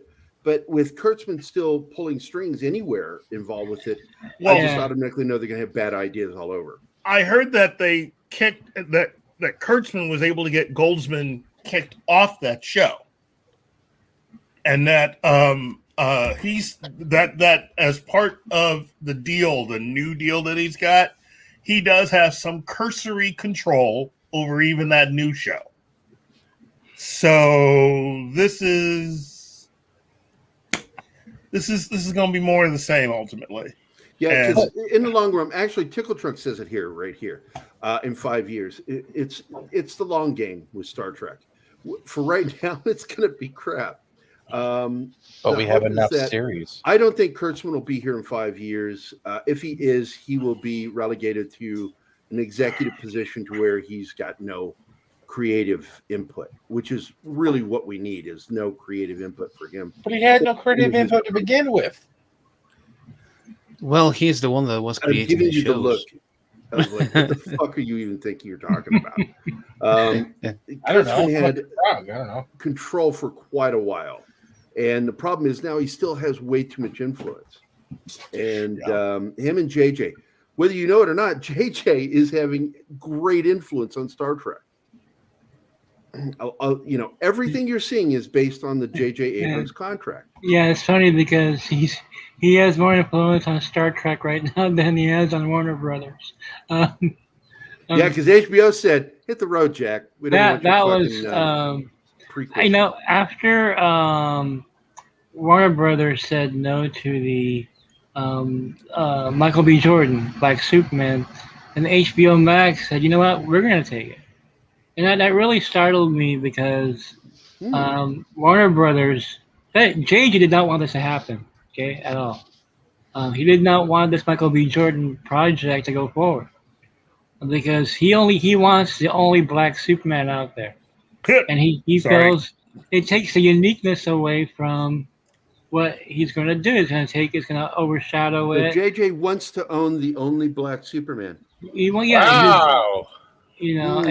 And there's some dirt on this too. I mean, look, guys, the only reason why that project was ever greenlit is because Warner Brothers is really sensitive about the racial issues with Ray Fisher. That's the only reason why. The timing of it, come on, it doesn't get any more obvious that they would announce this like after the Ray Fisher issues, right? It's Hamada. Yeah, it's exactly Hamada. And so that's why the whole thing was even greenlit. Mm-hmm. Remember when JJ first signed, they were talking about him doing one with Cavill, all this discussions. All of a sudden, he became Black Superman. I'm like, huh? And then so I started digging, like, why was this greenlit now? I'm like, what is this? And Well, they want to steer the narrative away from Ray Fisher, and they don't. They're Warner Brothers is very conscious about their public image, except for Amber Heard. Let's, Mikey. I'd like you to sum that up in a way that's a little refined. Simplify it a little bit. I'm going to put you center screen. Explain again what you just said. Yeah. In a more simplified way. Yeah, sure. The Black Superman project from J.J. Abrams is Warner Brothers' attempt to cool the waters down over the Ray Fisher controversy and to basically fight off any accusations of racism within the company's executives. And that's the main reason why that project was greenlit as it is. And J.J. Abrams was not pleased when he heard about the Michael B. Jordan Black Superman project going forward. And he didn't want to. He did not want them to make that film. HBO Max went against WB and said, "You know what? We're going to do this." And so there you have a little bit of civil war there. But I think HBO Max is feeling emboldened right now because the merger is going to be happening a year and a half from now, and you're going to see regime change. So they're like, we've got nothing to lose. Let's flex our muscles right now. And so that's what's been going on. Because we were talking earlier. I'm telling people Hamada's going to be gone by this time next year. He's gone. He's gone. Emmerich is gone. He'll be gone by, I think, June is when his contract is out. Yeah, and he's not going to get renewed. No.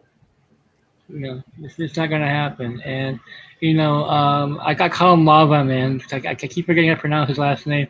The CEO from Discovery.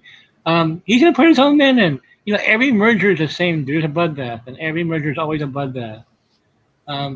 People are replaced, and Hamada doesn't really have much to show for. Birds of Prey? Like the Joker, he didn't want to get the Joker made. He had no faith in the Joker whatsoever. Now, I'm going to compliment something else Berlanti is involved with. That once again, as an executive producer, is Superman and Lois. Great show. I fucking loved their use of John Henry Steele. I thought it was brilliant what they did. John Henry Irons. John Henry Irons. Yeah, he's awesome. It was just what a great fucking show. It's the character that they should have brought into Supergirl. They should have had that character on Supergirl. Yeah. Exactly. Making the black Jimmy Olsen was dumb. Yeah.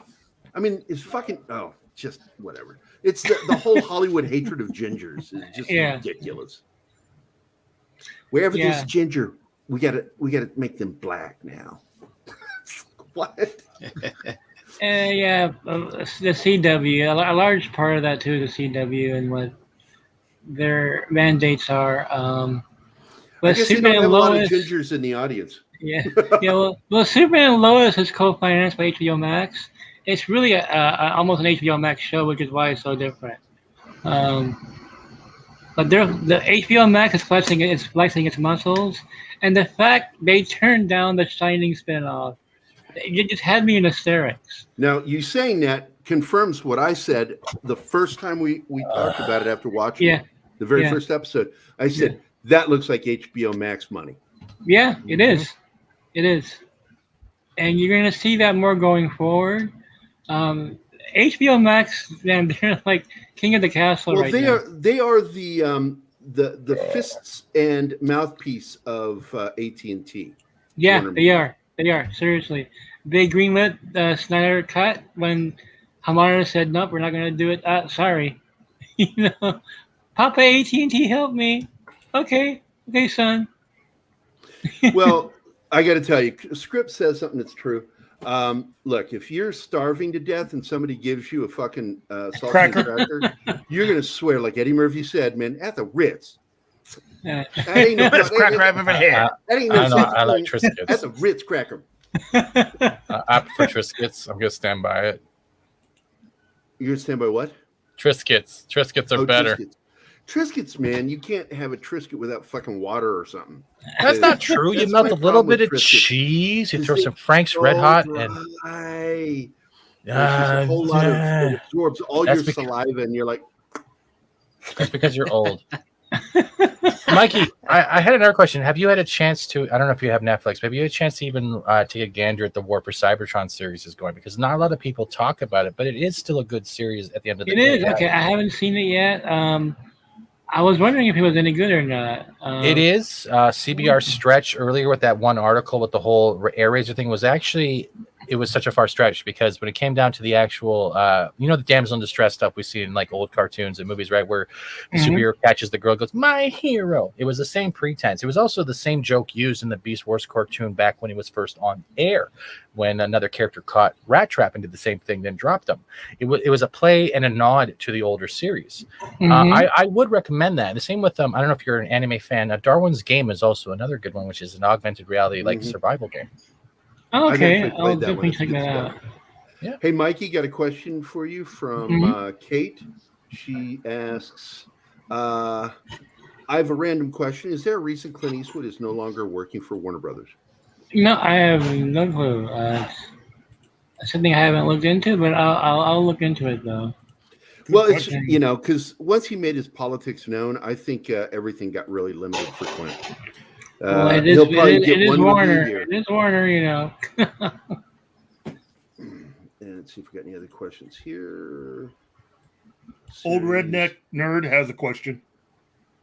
Sorry for being so talkative. My bad. There it is. I found it.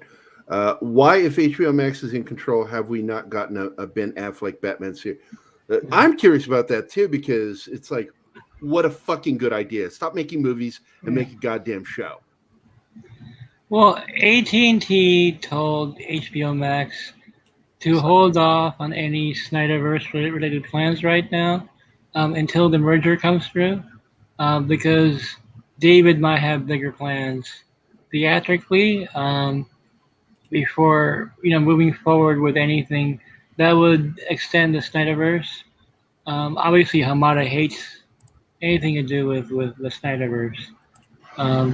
So a lot of the Snyderverse related projects are going to be, you're going to have to wait until the merger happens. HBO Max would love to greenlit this right now and get a deal going with Affleck. And, they just might get some sort of a deal done before the merger.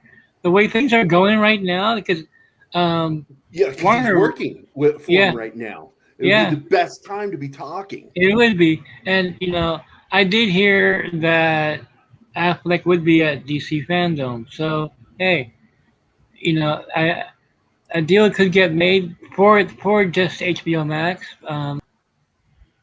We'll see what happens, but I'm just seeing HBO Max getting more emboldened by the day.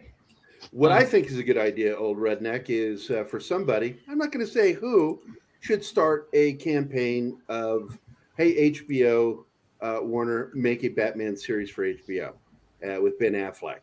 And a Babylon start 5. a campaign for it. Know what I mean?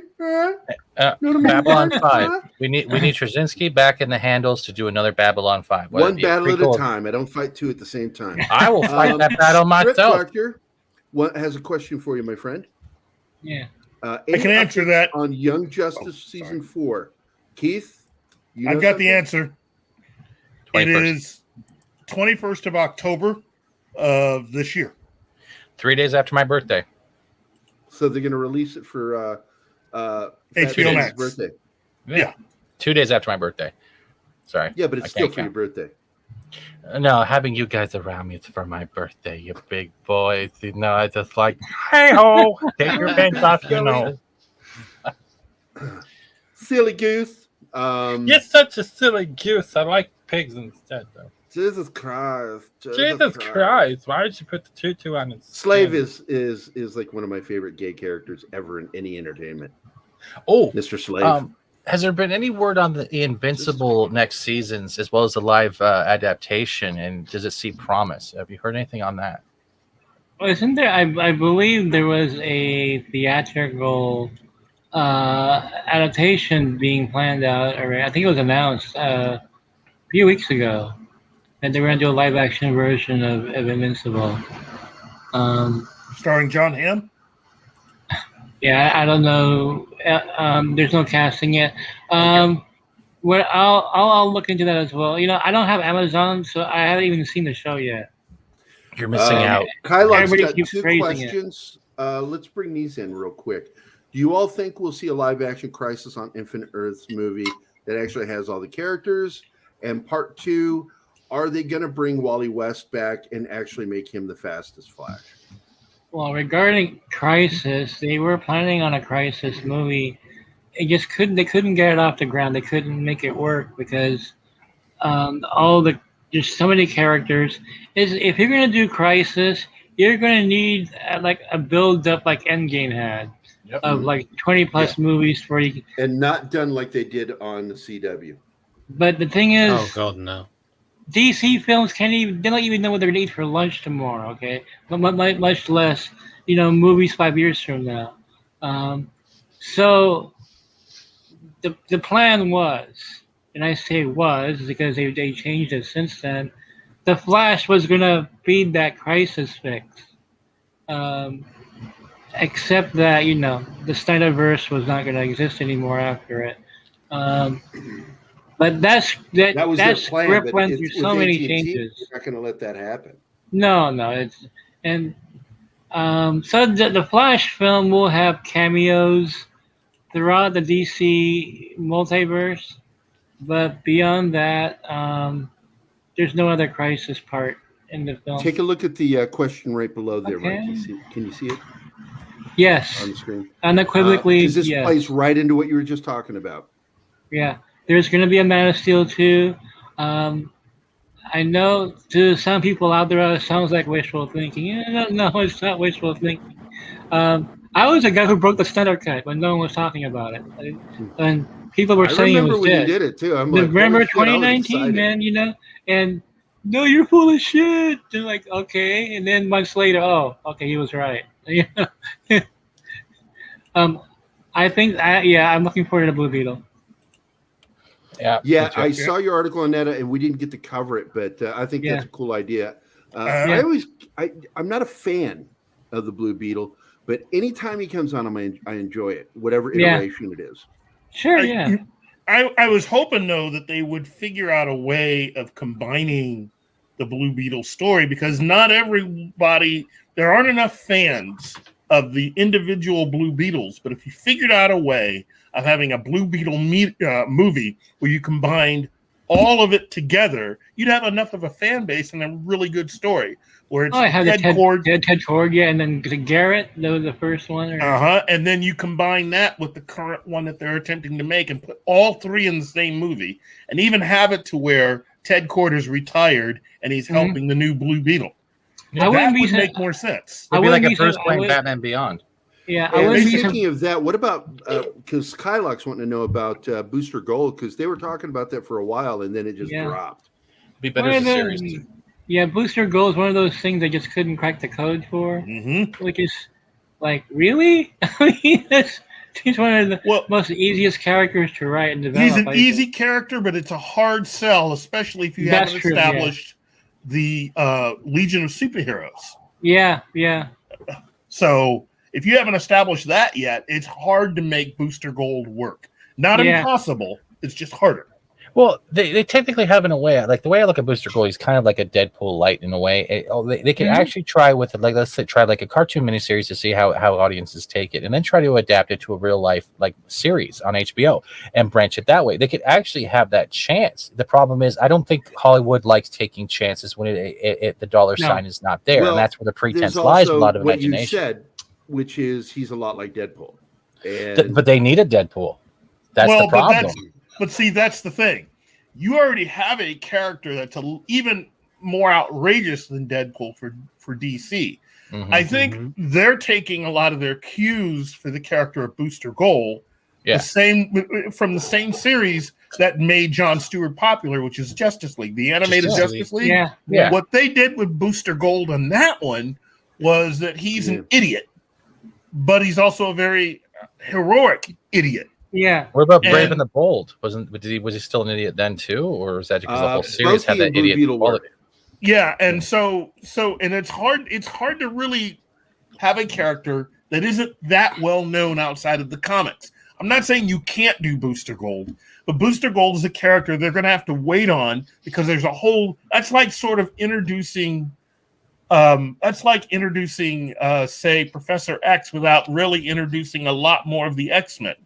You know, he's a good character, but he's even better within the bounds of how you set him up with the X-Men characters. Very true. Very true. The other question. Sorry, go ahead, King. Yeah, I was just thinking that this is now evidence of how there are many characters that are similar in both companies, and I think that also DC started realizing that and said, well, how are we going to spin our characters so that they don't look like MCU ripoffs? And it's also a difficulty right now in developing films, I think, and also why they have failed a lot in their development of their films, that they realized maybe too late that there are so many similarities that it's sometimes even unavoidable that they will, in a certain point, be just like those characters that we already saw in the MCU. And that's why I think also, amongst other things, of course, they rushed things too much. Well, this is part of what Keith has talked about ad nauseum in the past, which is the transition from independent passion projects, where you have some crazy motherfucker that wants to make Superman fight a giant spider, to corporate filmmaking, which is what we're seeing now. All the stuff we're watching is corporate filmmaking. This is all corporate superhero filmmaking. This has nothing to do with passionate love, care. It's. And don't get me wrong, because the fucking passionate dude's fucking batshit crazy that wanted Superman to fight. I mean, he loved Nick Cage as Superman. And, we lost Ash. He had to go. Oh, he did. Bye, Ash. See you later, buddy. Thank you. Nice to meet you. And, I don't know if we'll ever, you tell me what you think, Mikey, if we'll ever see a return to that kind of filmmaking again, because this has changed the COVID, all of it. Since we started Pop Culture Minefield and you started Geekosity, we all started right around the same time, becoming friends and talking and doing what we're doing. And Keith and I have spoken ad nauseum about the change of the landscape. Yeah. And we were talking about this shit before anybody else was, even our friends Andre and Tom. We were talking about what was happening with Netflix and how Disney was going to step in, and HBO. I mean, I remember when the announcement came in and we did our show. And I'm like going, who the fuck came up with HBO Max? For the Warner Archives. Well, it's like Skinemax, right? Repeatedly kicked in the crotch. I don't care if it's a man or a woman, just beaten until they can never have sex again. That is just the dumbest fucking thing I'd ever seen. HBO Max is the name of the Warner's archive. I have a question though, Sue. Also, like, this comes from a weird left field kind of thing. Do you think they could deliver ever a Bizarro film with the Brightburn twist? Oh my god! You know what? Okay. The other day I was on my Rogues Gallery show with Sil Abdul. We have a show together. We are a different version of Lethal Weapon. Anyway, I was told a few days ago that Walter Hamada he's trying to launch as many projects as he can because he knows his time is limited. So he wants to get producer points for these, these lame ideas, right? One of them, and I got that news first, right? That he's like wanting to launch all his missiles before, the takeover. But I didn't know what projects they were. I was told about one of them, and it sounds so stupid. But basically, it's like this: Walter Hamada had been watching WandaVision, right, and was I think Keith already. Oh my no! We're already waiting for the punchline. And he was really impressed with reviews and anyway, he's like, why can't we do something like this? So his idea, was to do a Bizarro World sitcom. Well, like Seinfeld? Well, yeah, or like WandaVision, where but a pure sitcom. Where Bizarro Superman comes home with Bizarro Lois, and And, What? my goodness. That's like using the reverse universe. Like if you're going from Robot Chicken, where everyone just has their like. Remember that skit? This is coming probably from the same people that thought doing a Metropolis television show kind of like Gotham. Oh my God. They were, yeah. And so there was, we dodged a bullet here because they said, nope, we're not going to do this. Well, sir, what is this? So like, no, it's like, If you want to pick up something, pick up Swamp Thing for fuck's sakes. Give it another season. Go into Swamp Thing. Fucking hell, Swamp Thing was brilliant. Well, JJ picked it up, JJ has an issue with that. If you JJ has an issue with anyone who has better hair than him. Shut the fuck up. Before I forget, if DC wanted to do Deadpool, their own version of Deadpool, there was a Deadpool before Deadpool who broke the fourth wall. Ambush Bug. There you go. There's your Deadpool right there. That's it. You know, and he's almost like a trickster god in a sense. He is, because he's totally not serious. So unlike Deadpool, this is a character that is non-threatening. But he can cause mayhem. And he works. I mean, he's like Deadpool and Squirrel Girl all mixed together. All mixed in one. And he was there first. You know? Yes, it works. It works. Hey, I got to wrap us up here, guys. Mikey, thank you so much. I wish Bom could have made it back because I love thank you, Bom. guys. I've been friends with him for 12 years. Just what a great guy. That's crazy. The fact that it's weird how we all connected. This is bizarre. I want to thank all of our super stickers with this little video. Thank you. When you're slapped, you'll take it and like it. See, Dynasty, it works. And to all my panel and everybody in the chat. You two are just dumber than a bag of hammers. You go fuck yourself. Hey. Hi-ho. Hi-ho. Shut the fuck up, eh? You know? I'll bacon slap the crap out of you. This episode was brought to you by... I'm never putting that in your upload again. I'm getting rid of everything. This whole episode was dedicated to... Fat Steven Seagal. That's great because I write the best scripts ever. That's fucking right, man. and I shit myself. Mikey, we love you. You're a good Thank you, guys. You guys are the best. And we look forward to doing this scoop with you. August 21st. Yeah.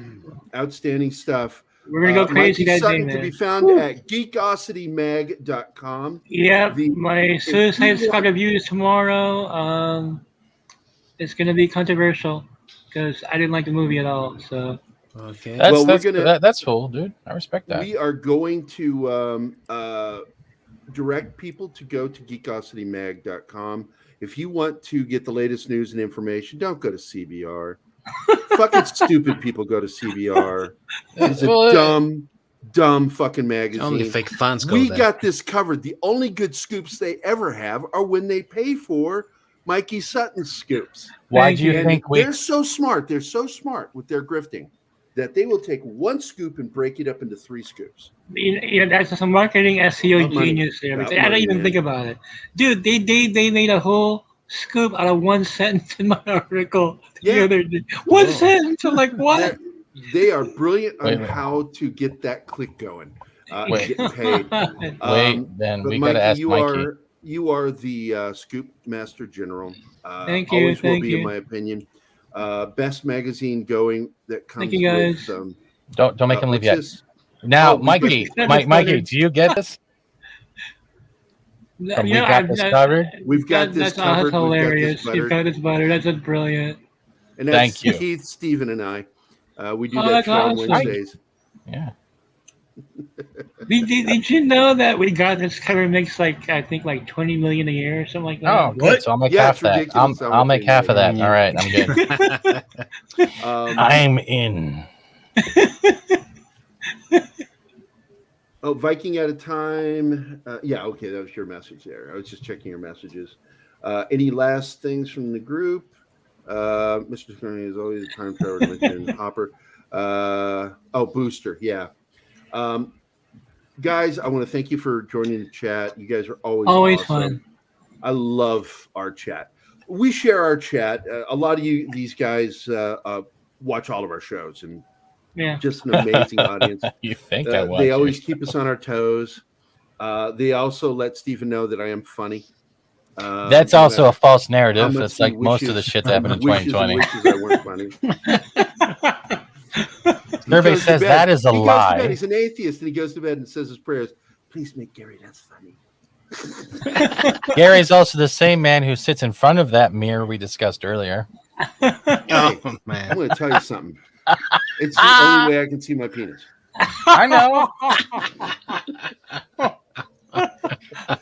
Kylock, thank you. We're gonna get him a hope you're Tonka doing truck well. forklift. Kate, Gerry can be funny sometimes. Fuck you, Kate. CJ, all of you, Mr. Tickle Trunk. God, what a great chat. Zach's old redneck. Oh my God, Jack. Oh, jeez, can I? Such a great. Can I drop one thing? Oh, did you? Did you drop something? Did you poop? But I wanted. I really wanted to share this, and for those that haven't seen it, for those that are who usually watch our. I thought he was gonna drop Toronto or something. You know. No, not for you, brother. Not What yet. Gerry You was gotta. talking about. I'm like, No. okay, he's gonna show his now. At But some point, though, for those- Mikey, you do have to see his collection. He has an amazing collection around. Okay. Yeah, dude. Yeah, when you have time and you want to come on, we Toys. can actually just shoot the shit. You can see my comics. Now, for those that attend the Babylon 5 stuff, I reached out to Patricia Talman this week, and she actually agreed in the future to come on one of our Babylon 5 shows. Yeah, I did not expect this, so I'm trying to set this up. And I want to give a thanks to people who do participate not only in the panel, but in our chat. And we might actually get a Babylon 5 actress on the show. Very exciting, dude. It's very Fuck. exciting. Very cool. Yes. Yeah. Yeah, about a decade ago, I saw J. Yeah, Michael you gotta follow up Straczynski on that like shit, man. Do not let that slip. I've already reached out. What were you And, saying? Of course, Yeah, about a decade ago, I saw J. Michael Straczynski like eating a sandwich, and I wanted to come to him and say hi, but like, yeah, but he's eating a sandwich. Was you he know? eating it like this? Yeah, he was actually. I suspect he's former military because that's how we eat. But, Didn't want to disturb him, but you know. Mikey, thank you for giving us your time. It's always a great time Thank you. having you Always here, great- man. great You being have here. you have a great sense of humor. You're very listening. You're also very opinionated, and you deliver it in a way that doesn't make people like they shouldn't like something because you don't. That's one thing and a Exactly. trait that a Thank lot you of so people much. got to give it. You're welcome. Now take your pants off. All right. Before we close up tomorrow, we will have a new pop culture minefield, the Blade Runner discussion group. I love Blade Runner. We're going to Yeah. be discussing the Blade Runner landscape, Have you seen the as video well game? as Blade Runner in other media that includes the movies, anime, the video game, and all the different comics. Trust me, I'm very opinionated on this very subject. So shit. look forward to that tomorrow evening, 6:00 on Saturday, Central Standard Time. You can do the math where the fuck you're at. Chat, thank you so much for being here. I deeply appreciate it. And she had something nice to say. Kate had something nice to say. Funny, Mikey. See, at least you are funny, Mikey. See, there you go. I try to be.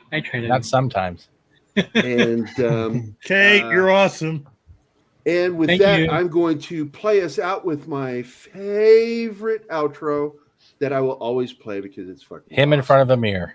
Yep, me in front of a mirror. He whips it out. Goodbye, chocolate mousse. I'll never forget you. Goodbye, Ducroix. Take care of yourself. Goodbye, Deja Vu. I'll always remember you. And I'll miss you most of all, Scarecrow.